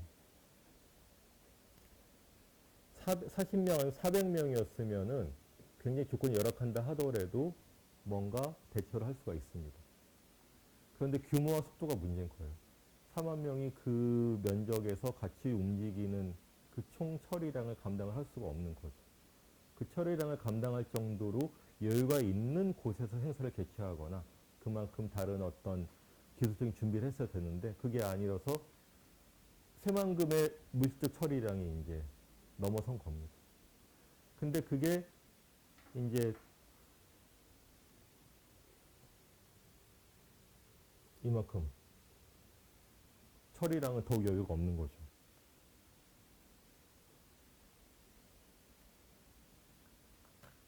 그리고 탄소 중립, 넷제로라는 표현도 있죠. 그러니까 온실가스 배출을 재생에너지나 에너지 효율화를 통해서 줄인다 하더라도 그래도 이만큼 남는다. 그걸 어떻게 하느냐? 토양이나 바다로 이제 거꾸로 탄소를 흡수하는 기술, CCUS, 자세한 얘기는 안 드릴게요. 뭐 이런 또 마술을 하려고 하는 거예요. 자, 그러면 안 된다라는 개념이나 원칙이 수축화 수렴입니다. 영어로 컨트랙션 앤 컨버전스인데 뭐냐 하면 막연히 2050년에 탄소 중립 또는 뭐 2030년까지 40% 감축 그렇게 숫자만 할 게 아니라 누가 얼만큼 어떤 식으로 줄여야 되는지를 정하면 된다는 겁니다. 그래갖고 1.5도 안전선 탄소 중립으로 가도록 세계 총량을 줄여가야 되는 거고, 근데 그러려면 인도하고 중국은 억울하거든요. 1인당 배출량 되게 적어요. 근데 세계 배출 1위, 2위, 3위 국가죠. 우리 이제 좀 경제 성장해서 좀 먹고 살아 보려고 하는데 우리 보고 이제 감축하라고 그러면 억울하다. 이제까지 배출 많이 한 나라들 문제 아닙니다. 그래서 각 나라를 보면 총 배출은 줄여들어야 되지만은 1인당 배출량은 미국은 1인당 배출량 이만큼 줄어들고 그 다음에 인도, 중국은 요만큼 늘어나도 된다라는 거예요. 점점 수렴을 시켜야 된다는 거죠. 야, 이렇게 딱 콕콕 집어갖고 원칙을 만들었는데 이것도 안 받아? 그러면 정말 너희들은 비양심이라고 얘기할 근거가 되는 거죠. 그래서 이게 2015년 파리 협정 이후로는 대체로 받아들이는 근거가 됐는데 그러려면 누가 얼만큼 줄여야 될지를 구체적으로 얘기를 해야 돼요. 한국도 마찬가지죠.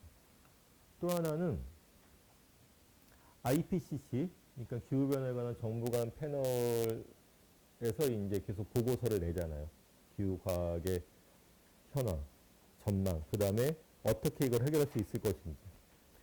근데 여기서도 IPCC는 경제 성장이 줄어드는 거는 전혀 고려를 안 하거든요. 그래서 경제 성장을 하면서 그러면 예컨대 뭐 핵발전이라든지 BCCS라든지 뭐 토지 그 산림 녹화라든지 그걸 얼만큼 하자는 신호를 자꾸 만들어요. 근데 그러면 안 된다. 탈성장을 실제로 시나리오에 넣는 연구가 필요하지 않느냐. 자꾸 연구를 한 게 네이처지에 실렸는데 보면은 성장률이 낮아질 때 훨씬 재생에너지도 여유 있게 더 늘릴 수가 있고 우리는 그 1.5도 안정화에 성공할 가능성이 훨씬 높아진다. 계산해볼 땐 그렇다. 문제는 정치적 실현 가능성이다. 사람들이 겁을 내거나 정부가 안 받아들이려고 한다는 거죠. 그러나 앞으로 1.5도 경로를 얘기를 하려면 탈성장을 시나리오에 같이 넣어야 된다라는 주장입니다. 그러다 보니까는 이제 탈성장 이야기가 본격적으로 나오기 시작을 했어요. 사이토 코에이라는 일본의 소장 이 사회학자는 인신세노 자본론 일본 말로는 인류세를 인신세라고 합니다. 인류가 가져온 새로운 시대라는 거죠. 인류세 시대 자본론 여기서 이제 탈성장 코뮤니즘 얘기를 본격적으로 하는 정도가 됐습니다. 근데 그럼 문제는 탈성장이 뭔데를 얘기로 가야 돼요. 근데 일단은 좀 제가 좀 깔아둔 얘기가 있죠. 이 물질적 성장을 계속하거나 물질적 처리량을 고려하지 않으면서 온실가스 감축을 해서 안정화를 이루는 방법은 없다. 탈동주화도 없다. 는 걸 직시를 하자는 겁니다. 그럼 탈성장은 뭐냐? 영어로 디그루스, 탈성장을 구글 이미지 검색을 하면은 제일 먼저 나오는 그림들이에요. 코끼리가 코가 올라가는 거는 성장. 코가 수평인 거는 정상 유지하는 경제. 코가 내려가는 거는 침체. 탈성장은 뭘까요? 보통 이거나 이거라고 생각을 하죠. 근데 탈성장론자들은 달팽이, simply different, 전혀 다른 거다라고 얘기를 합니다. 종이 다른 거예요. 코끼리 얘기가 아니라 다른 얘기라는 겁니다. 그래서 달팽이 얘기를 미리 좀 소개를 드리자면 달팽이가 작고 느리다로 보통 아마 느낌을 가질 텐데 그런 의미만은 아니에요. 이반 일리치라고 우리나라에는 그 대안학교 탈학교 이론가로 많이 알려진 그 신부님이죠. 멕시코에서 활동했던 신부님인데 이분은 탈학교, 탈병원, 그 다음에 탈자동차. 왜냐하면 이 세 개가 사람을 사람답게 살지 못하게 만드는 원인이라고 지목을 했어요. 쉬운 말로 그분이 쓴 표현인데 병원이 병을 만든다. 무슨 말씀인지 아시겠죠? 이분 암에 걸렸는데 스스로 이제 그러니까 병원 의학을 거부하고 이 아편으로 이제 스스로 진통을 하면서 이제 그 말년을 보내셨습니다. 그렇게 선택을 한 거죠. 근데 과연 이렇게 첨단 의료기술과 에너지를 투입을 해서 연명 치료를 하는 게 과연 우리가 잘 죽을 권리자체도 못 누리게 한다라는 겁니다. 근데 여튼 우리나라는 탈학교로 많이 알려진 분인데, 근데 이반 일리치가 그 90년대에 국제회의에서 연설을 한 대목에 그런 게 있어요. 달팽이가 나오는데, 달팽이가 껍질이 이제 나선형으로 이렇게 생겼잖아요. 달팽이가 자라다가 일정한 크기에 이르면은 성장을 멈춘다는 겁니다. 왜냐하면은 껍질이 한 바퀴 더 돌아서 커지면은 16배가 커지게 돼요. 기하급수로 늘어나기 때문에. 그러면 자기가 깔려 죽겠죠. 자기 껍질을. 그래서 일정한 크기에 이르면은 거기서 잠깐 수축을 해서 평생을 그 크기로 보내는데 달팽이만 그런 게 아니라 자연에서 생명을 가진 대부분의 것들은 그렇다는 겁니다. 나무는 계속 자란다고 하지만 무한히 자라진 않죠. 특히 뭐 동물들은 대부분 그렇습니다. 계속 자라면 문제가 돼요. 사람으로 치면 계속 사람 세포는 이 성장기가 끝나면은 죽은 세포만큼 새 세포가 재생이 돼서 대체를 하는 것이지 계속 커지진 않습니다. 근데 계속 커지는 거는 암세포 또는 말단 비대증이에요. 이 성체의 생명 자체를 위협하게 하는 겁니다. 그래서 달팽이는 그런 원리를 알려준다는 거죠. 그냥 느리고 작아서가 아니에요. 달팽이 나왔다. 예. 근데 탈성장에 대한 많은 어떤 개념적 설명이 가능한데 저는 키워드의 조합으로 요즘은 설명을 하는 게 나은 것 같아요. 그래야지 이렇게 뭔가 딱 이렇게 전체적인 어떤 이미지로 별자리 같은 그런 걸로 좀 다가올 것 같고, 왜냐하면 탈성장이라는 게 이렇게부터 이렇게 살면 우리는 탈성장하는 삶을 살 수 있어라는 어떤 그 매뉴얼 같은 건 없습니다. 근데 사실 제가 잘은 몰라도 불교 경전이나 기독교의 성경도 일목요연하게 쭉 뭘 알려주진 않잖아요. 뜬구름 잡는 얘기 막 이런 얘기 저런 얘기 부처님 말씀. 근데 그거를 이렇게 하면은 그 종합적으로 이제 이 부처님의 말씀의 어떤 이미지, 가치 이런 게 들어오는 거잖아요. 탈성장도 좀 그렇게 좀 볼 수 있을 것 같은데, 그래서 이렇게 설명하는 것도 있습니다. 탈성장, 그러니까 비비르 비엔이라는 게 중남미 원주민의 좋은 삶, 자족하는 삶 이런 뜻이에요. 스페인어로. 그리고 탈성장, 공유제, 커먼즈, 생태 여성주의, 어머니 지구의 권리, 탈세계화, 상호 보완성. 이게 서로 연결이 되어 있다는 거고 그 중에 하나가 탈성장이라는 겁니다. 어머니 지구의 권리하고 비비르비에는 연결되어 있는 게 중남미 원주민들은 파차마마라고 해서 그 안데스 산맥, 거대한 눈 덮인 안데스 산맥을 어머니 지구로 인식을 해요. 그리고 그 안데스 산맥의 품 안에서 좋은 삶을 누리는 거죠. 우리로 치면은 제주도 사람은 한라산이 그런 의미가 있는 거잖아요. 또 세르주 라투시라는 프랑스 유명한 탈성장 이론가는 탈성장 자체를 8개의 모듈로 키워드로 얘기를 합니다. 다 R로 시작돼요. 재평가, 재개념화, 재구조화. 이게 뭘까요? 우리가 근대화, 현대화, 발전, 성장이라고 이야기를 했던 것들을 재평가해야 돼요. 거기서 쓸모 없거나 가치가 부여되지 않았던 것들을 재가치화, 재개념화를 해야 됩니다. 그게 뭘까요? 돌봄노동, 배려, 공유제, 자연환경 이런 것들이죠. 그리고 그걸 해결을 하려면은 재구조, 재분배, 재지역화, 축소, 재사용, 재생이 필요하다는 겁니다. 이게 돌고 도는 서로 연결되어 있어요. 이건 좀 개념적인 것이고 좀 더 구체적으로 나갈 수도 있습니다. 탈성장 개념화 사전, 이 유럽의 탈성장 논자들이 모여갖고서 이제 만든 책인데 제법 내용이 있어요.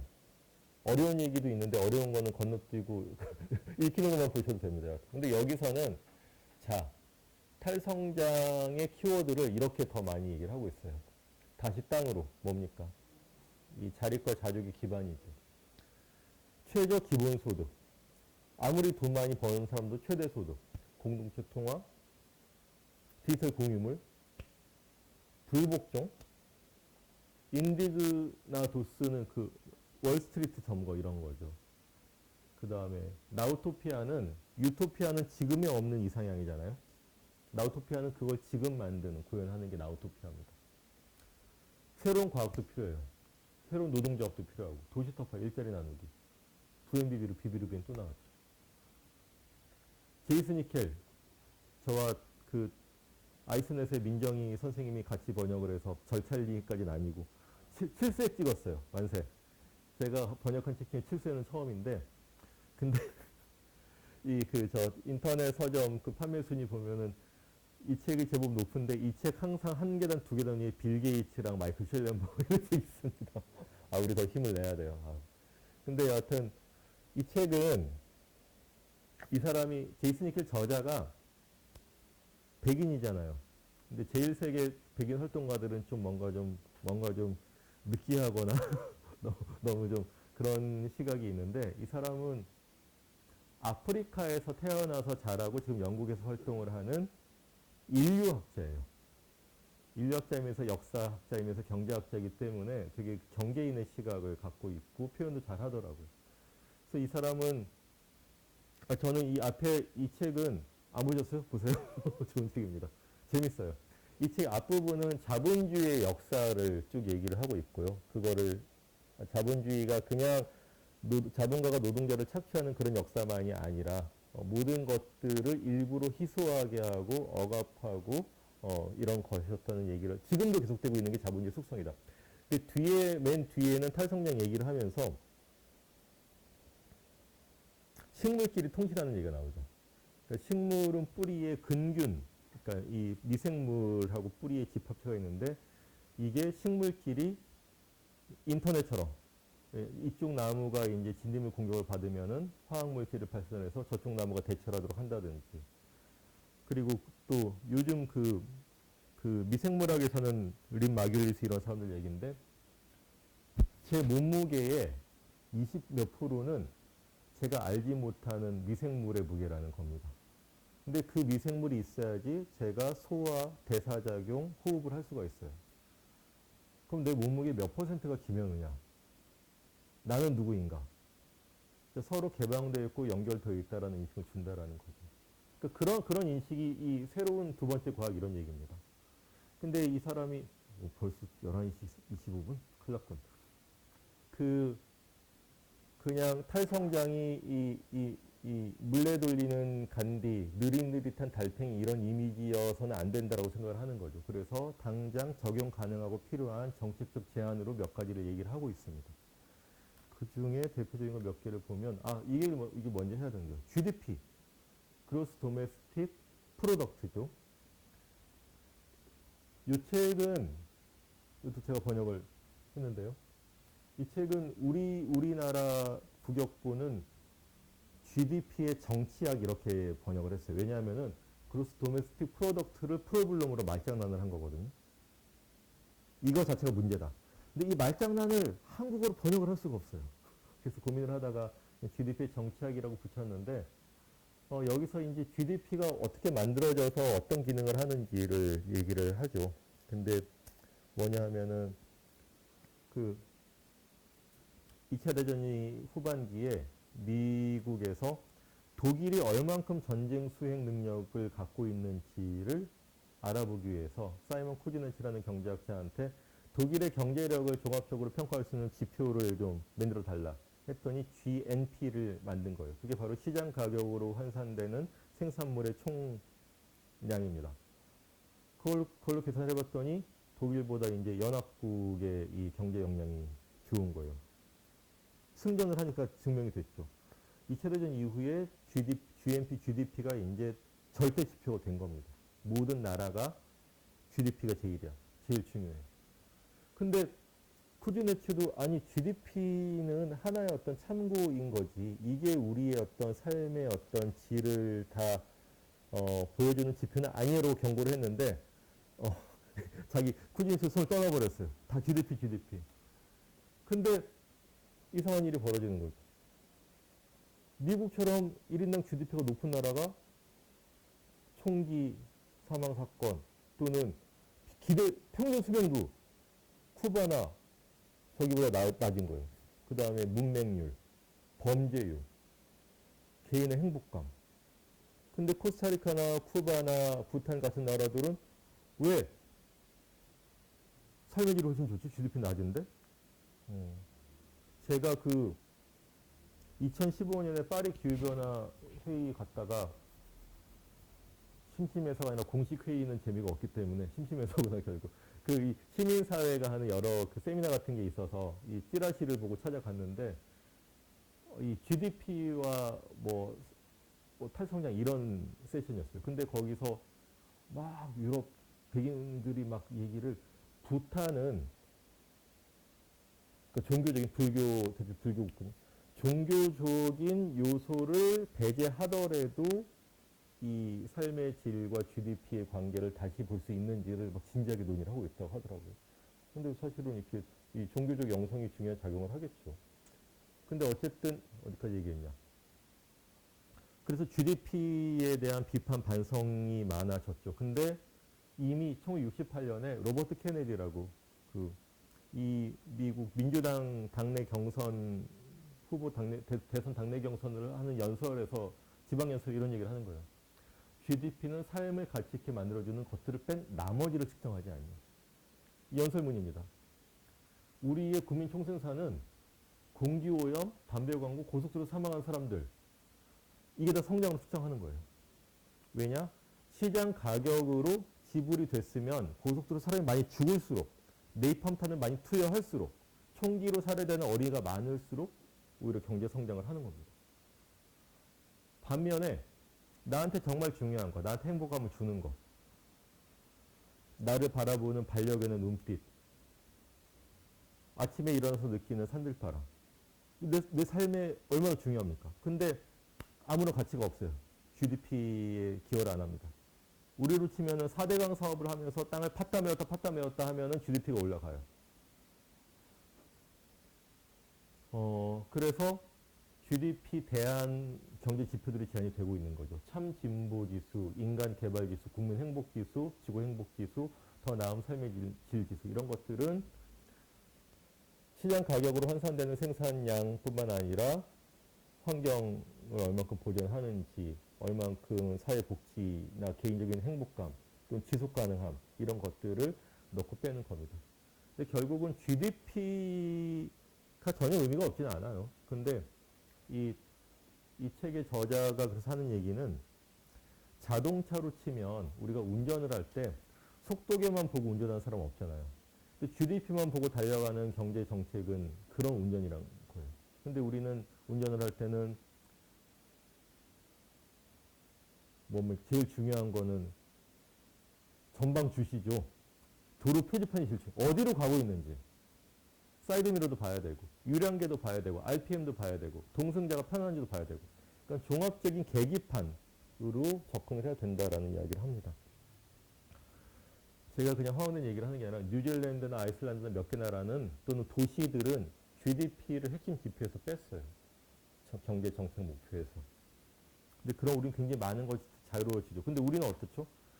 GDP 이미 우리는 사실은 제로 성장을 벗어나기 어렵습니다. 여러 한계 때문에. 근데도 GDP가 늘어나는데 실패한 정부는 무능한 정부, 실패한 정부, 다음 선거에서는 선택 안 되는 정부가 되는 거죠.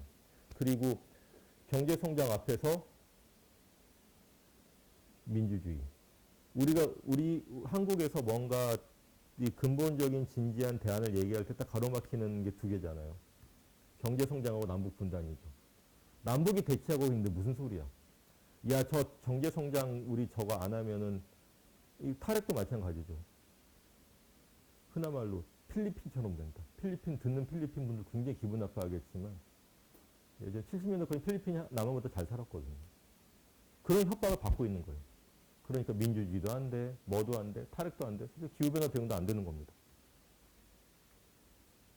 근데 탈성장에 대해서 뭔가 좀 이견이나 불편함도 있어요. 야, 저렇게 하면 사람들이 이렇게 달팽이처럼 살자 그러면은 사람들이 듣겠어? 대중성이 없다라는 그런 걱정도 있고, 또 하나는 야, 탈성장하면 한국만 탈성장하면 우리만 쪽박 차는 거 아니야? 이런 걱정도 있죠. 그리고 야, 우리가 재생에너지를 보급하고 기후변화 적응 무슨 인프라를 하려도 돈이 있어야 되는 거 아니야? 성장을 하고 수출을 해야지. 오히려 탈성장하면은 제일 가난한 나라나 빈곤층이 더 타격이 커. 이런 반문들도 있습니다. 근데 그것은 뭔가 좀 탈성장이 알려주는 어떤 가능성, 상상 이런 것들을 너무 고려 안 하고 하던 식으로만 생각해서 아닌가라고 저는 생각을 하는데 아닌 분들은 저한테 반론을 하고 저랑 멱살잡이를 하시면 돼요. 멱살잡이 준비를 전 차곡차곡 하고 있습니다. 그래서 근데 여하튼 탈성장이 현실 정치 전략으로 발전하고 제시가 돼야 된다라는 제기들도 많이 있어요. 그래서 이제 몇 가지 소개시켜드릴 내용들인데 이 그 오스트리아 비엔나 탈성장 그룹에서 만든 탈성장과 전략 이 책은 저희 탈성장과 대한연구소가 올범에서 번역해서 인터넷에 올려드렸으니까는 근데 거기에 있는 내용들을 주로 소개를 할게요.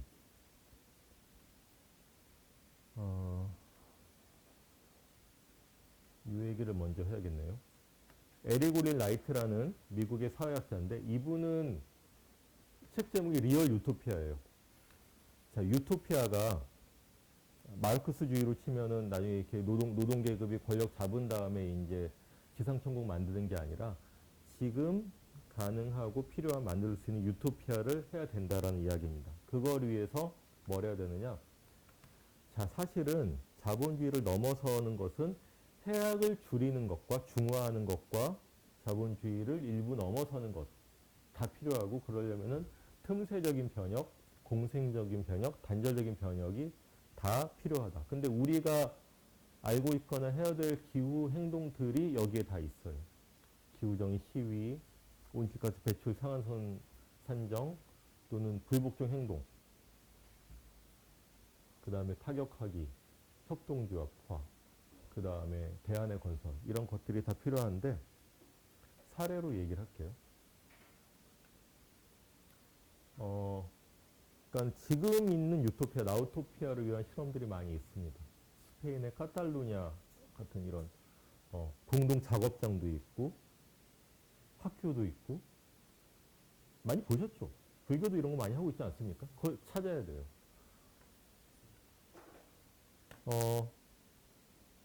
프랑스에는 그 노트르담 데 랑드라는 신공항 계획이 있었어요.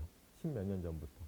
근데 이 부지를 이제 활동가와 주민들이 점거를 하고 거기서 이제 이 먹고 자고 하면서 계속 다양한 저항하고 실험들을 합니다. 그래서 이게 방어해야 될 지역, 그 자드인데 이 자드를 실천하는 지역이 프랑스에서 여러 군데가 있는 거예요. 근데 그거는 큰 쇼핑센터가 들어오는 거를 막는 것도 있고 핵폐기물 처분량 막는 것도 있고 이 고속도로를 막는 것도 있고 공항 막는 것도 있고 온갖 것들을 다 합니다. 고속철도를 막는 것도 있고 송전탑 막는 것도 있고 근데 이런 거를 하면서 다음 거 볼게요. 사람들이 쿵작쿵작 진짜 잼버리인데 이게 뭐냐 하면 독일의 엔데 겔렌데라는 단체예요. 이게 여기가 끝이라는 뜻인데 뭐냐면은 독일은 이렇게 노천 탄광들이 지금도 많거든요. 더 이상 안 돼. 여기서 최고 끝.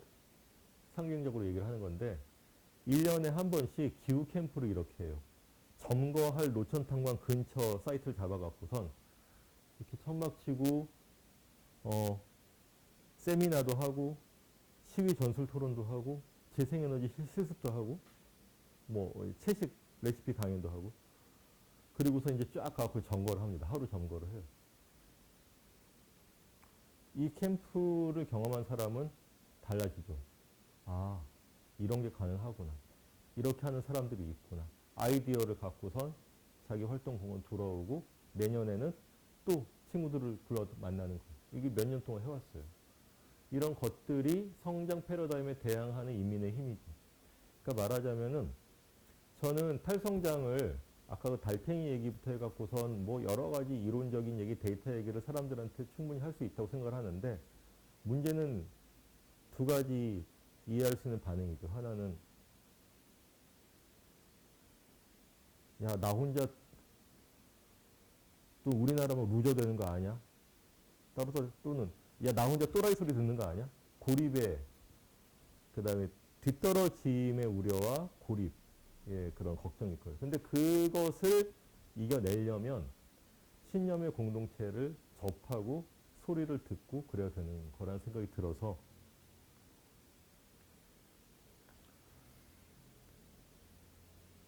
지금으로부터 2011년 12년 전이네요. 팔당 두물머리에서 이런 일이 있었죠. 그때 이 4대강 사업 막바지에 한강 두물머리 쪽에 이제 강변 공원과 자전거길 조성한다고 그래갖고 이제 80년대부터 자생적으로 생겼던 팔당 유기농 공동체를 수주로움의 주범이다. 세계 유기농 엑스포까지 해놓고선 그래갖고 나가라고 하니까는 주민들이 저항을 했죠. 농민들이 이게 이게 수도권의 유기농 채소를 상당량을 공급을 했었거든요. 근데 행정 대집행하고 협박을 하니까는 내 농가만 남았어요. 내 농가만 남으니까 이 농민들을 돕기 위해서 전국에 수도권뿐만 아니라 전국의 종교단체, 시민 환경단체, 협동조합 이런 데서 연대를 들어가고 천막을 치고 싸웠죠. 그때 나온 구호가 레저 말고 삶을, 발전 말고 밭전을, 공사 말고 농사 짓자. 근데 이 싸움은 결국은 졌습니다. 이 천주교 수원교구가 이제 중재를 해서 이 4대강 사업본부랑 농민들이 합의문을 만들었어요. 시민 참여형 생태공원을 만드는 것으로 하고 일단 철수를 했는데 왜 시민 참여형 생태공원이라는 표현을 했냐면은 4대강 사업본부, 이명박 정부는 경작, 농업 이런 단어는 절대로 허용을 안 했어요. 이 두물머리 지구는 경작을 못하는 데다라고 규정을 하고 싶었던 거죠. 그래갖고 외국의 체험 농원 사례를 간접 인용을 하면서 이렇게 했는데 여하튼 그 합의 이후로는 전혀 뭐 그 진전이 없고 이 내 농가는 이 두물머리 먼데 가까운 데서 이제 농사를 계속 지으면서 돌아온 날을 기다리고 있기는 해요. 근데 저는 이 싸움이 진 다음에 1년에 한두 번씩 문득문득 이게 떠올려. 이 구호가. 공사 말고 농사, 발전 말고 발전. 입에 딱딱 붙잖아요. 그리고 많은 것을 알려주는. 이렇게 이 투쟁의 과정에서 이런 어떤 요구와 구호로 나오는 거죠. 그 지금 기후변화 얘기 한참 되니까는 야, 한국형 뉴딜 그따위가 뭐야. 이게 국가 비전이 되어야 되는 게 아닌가. 그리고 이때 팔당의 농민들과 연대했던 사람들은 대양 헤게모니의 나우토피아를 만들었던 거예요.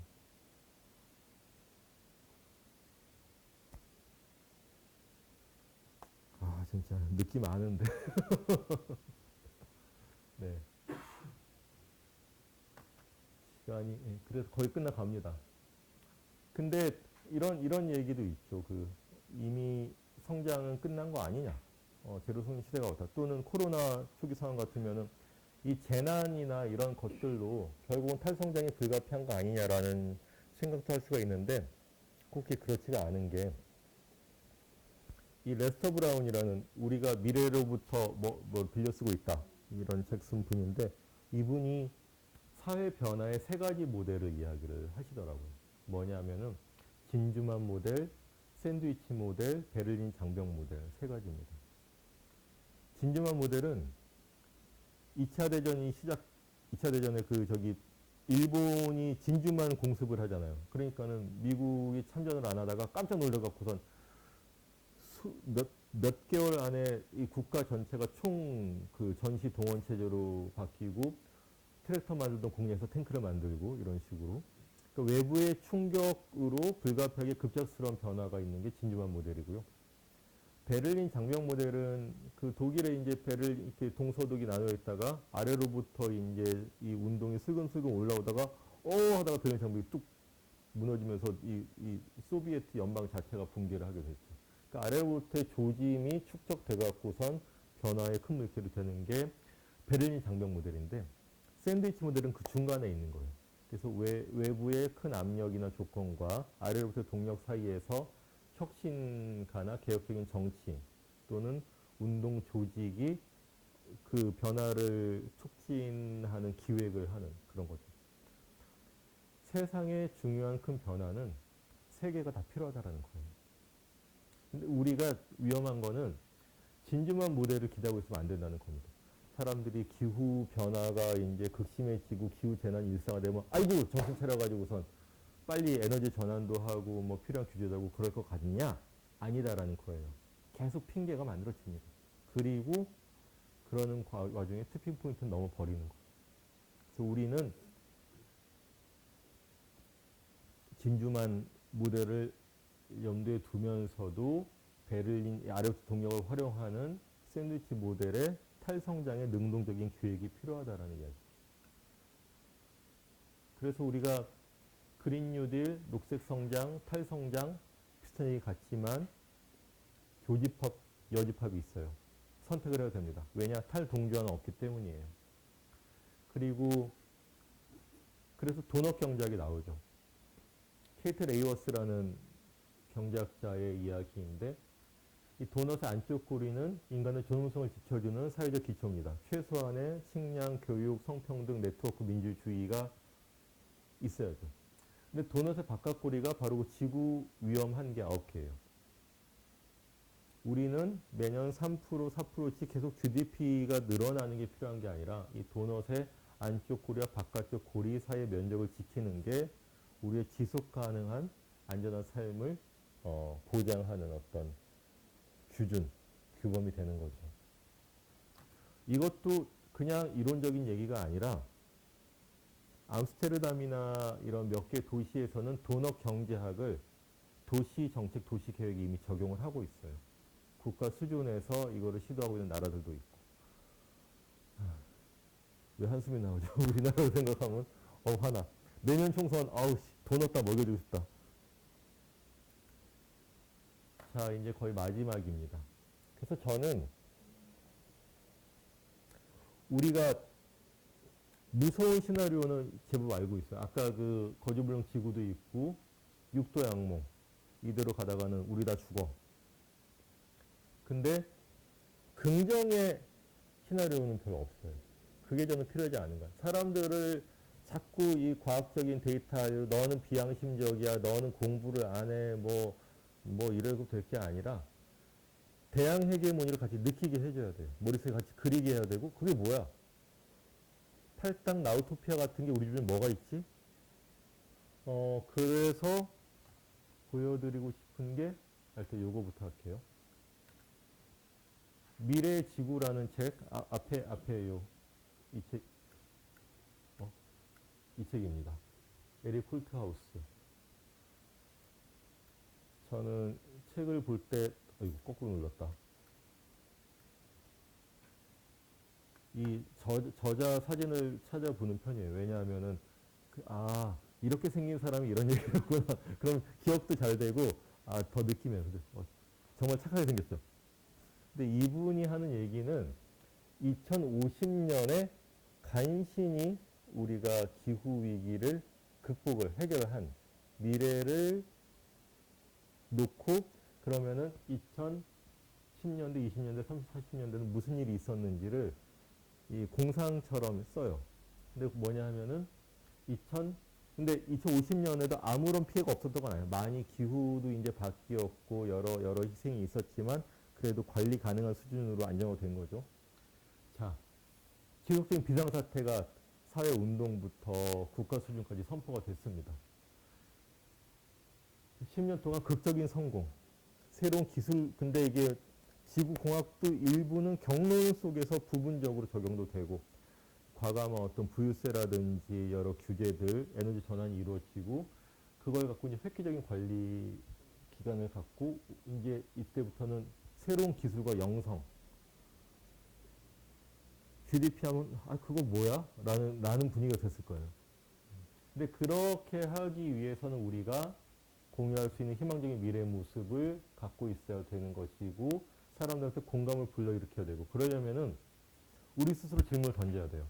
더 나은 세상에 대한 나의 비전은 무엇인가? 그 비전이 실현되기 위해서는 어떤 일들이 벌어져야 하는가? 내가 오늘 당장 그 비전을 위해 할 수 있는 일은 무엇인가? 캐롤라인 머천트라는 유명한 에코페미니스트 이론가인데요.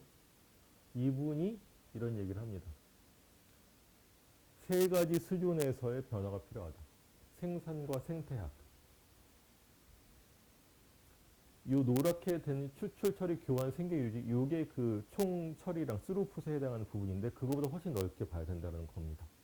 인간과 인간의 생물의 재생산, 그리고 의식의 교차점, 인식과 영성에 있는 문제들을 다뤄야 되는 거죠. 그래서 이분이 제시를 하는 게 지속가능한 발전에서 지속가능한 살림살이, Sustainable Livelihood 얘기를 합니다. 그게 제가 아까 얘기했던 주부의 마음, 주부의 시스템적 사고가 지속가능한 살림살이라는 생각이 들어요. 네, 찍으세요, 중요한.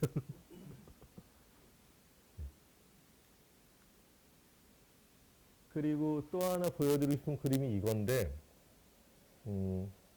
이 브레이킹 바운더리즈가 지구 행성적 한계 연구한 사람들인데, 이 분들도 그레타 툰베리의 이 그 결석 시위 같은데 인상을 받는 거예요. 그러니까 과학자들과 운동가들이 서로 영향을 받는 겁니다. 그래서 자, 위험과 비상사태 선언을 넘어서 지구 회복 계획을 우리가 나가야 되는 것이고, 그러려면은 지구 위험 한계선을 고려하는 가운데서 지구를 공유제로 삼고 같이 보살피는 지구 청지기 활동에 나서야 된다. 근데 우리가 1.5도 티핑 포인트를 이야기를 하는데, 그러려면은 기후 행동의 티핑 포인트를 상정할 필요가 있다는 겁니다.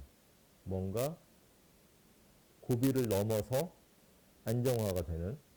근데 그러려면은 이 지구를 힘겹게 밀어서 고개를 넘게 해야 돼요. 그럴 때 필요한 것들이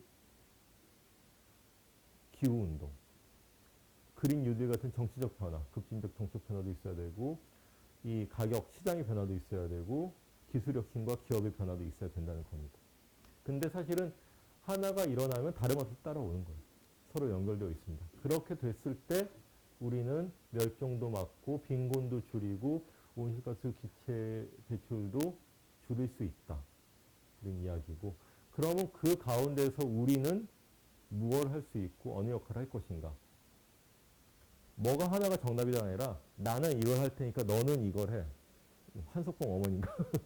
서로 격려를 하고 계속 행동을 키워나가야 된다는 거죠. 그럴 때 기술이나 제도는 도움을 주는 거죠. 해결을 하는 게 아니라. 이 책도 민정희 선생님이 저를 꼬셔서 시켜서 집약을 하게 됐는데, 이 책은 인상적인 게 저자가 60명인데 다 여성이에요. 그리고 저자의 구성이 되게 다양합니다. 청소년 기후 활동가도 있고, 농민, 법조인, 영화 제작자, 패션 모델, 이렇게 다. 근데 각각이 자신의 활동 영역에서 어떻게 기후변화를 느끼고 이해하고 뭘 할 수 있는지를 쭉 풀어내고 있어요. 그리고 여기서 우리가 구할 수 있는 모든 것이 제목인데, 사실 이 제목의 의미는 우리가 모든 것을 구할 수는 없다. 예, 우리는 잃어버리고 죽어가는 것들을 보살피고 애도하고 서로 도와야 된다라는 이야기입니다. 심층 적응하고 사실은 연결되는 이야기예요. 근데 이 책의 여러 글들의 메시지를 요약한 게 이 그림인데, 자, 우리가 해야 될, 할 수 있는 기후행동은 뭐냐? 온실가스 감축과 기후정의를 위해서 해야 될 구체적인 해법들이 있죠. 막연한 무슨 이런 것들이 아니라 필요한 제도나 기술들이 있고, 그러나 당신이 잘하는 것을 생각을 해보자는 겁니다. 당신만이 갖고 있는 기술, 네트워크, 자원 또는 마술. 불교 환경연대만이 갖고 있는 게 있을 거예요. 또는 그리고 당신에게 즐거움을 주는 것이 무엇인가. 아침에 일어나서 오늘은 누구한테 뭘 해주고 싶네. 잠이 들면서 내가 이게 굉장히 나한테는 소중하고 좋은 일이었어. 이런 것들을 갖고 운동을 해야지 사명감으로 이렇게 계속 해서 자기를 지속할 수가 없는 거예요. 그러면은 이 교집합에 당신이 할 수 있고 해야 될 기후행동이 있다라는 거죠. 드디어 마지막 슬라이드. 성장의 한계로 돌아왔습니다. 이 책이 1972년에 먼저 나오고 계속 업데이트가 10년, 20년마다 몇 번이 됐어요. 근데 1992년에 저자들이 이렇게 얘기를 합니다. 과학적 도구들만 충분치 않다. 뭔가 더 얘기를 해야겠다. 근데 92년에 주저를 했어요. 무슨 얘기냐? 이런 얘기였습니다.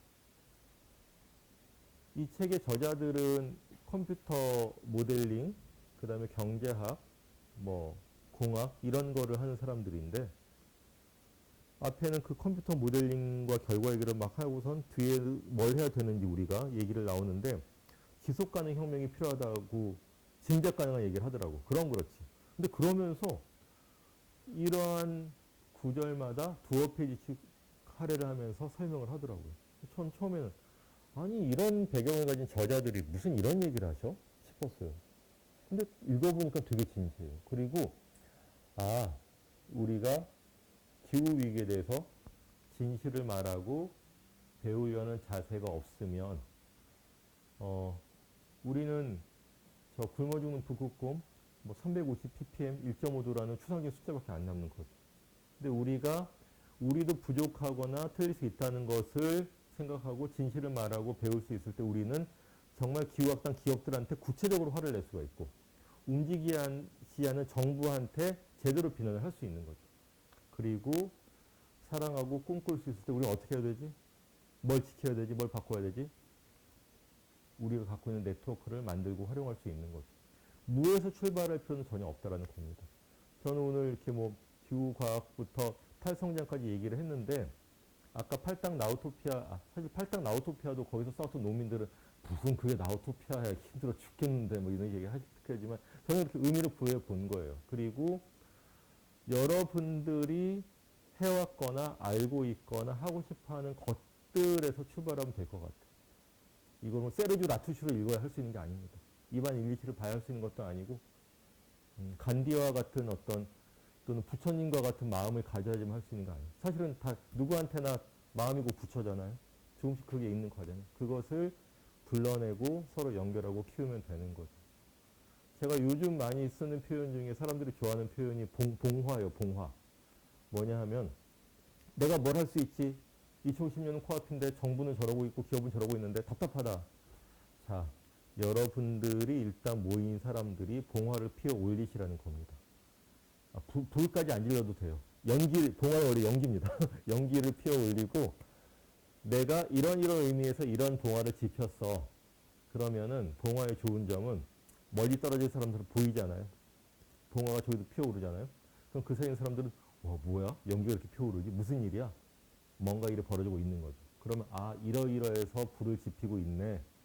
그러면은 나는 뭐지? 나도 그런 거 하고 싶거나 해오던 게 있었는데 연결하는 거죠. 그렇게 봉화가 곳곳에 피어오를 때 우리는 한국 사람 5천만 명의 절대 과반 2,500만 명을 바꿔야 되는 게 아니라 우리 국민 중에 정말 같이 움직일 수 있고 공감할 수 있는 3.5%를 일단 만들면 된다고 생각을 해요. 불교환경연대나 여러분들이 할 수 있는 3.5%가 있을 거예요. 저도 그걸 찾아보고 있습니다. 11시 55분이네요. 일단 그 탄소 예산 아까 개념이 있는데 우리가 내가 준비가 안 되어 있다고 해갖고선 저기 행동을 안 하면 안 돼요. 탄소 예산은 고갈되어 가고 있는 거거든요.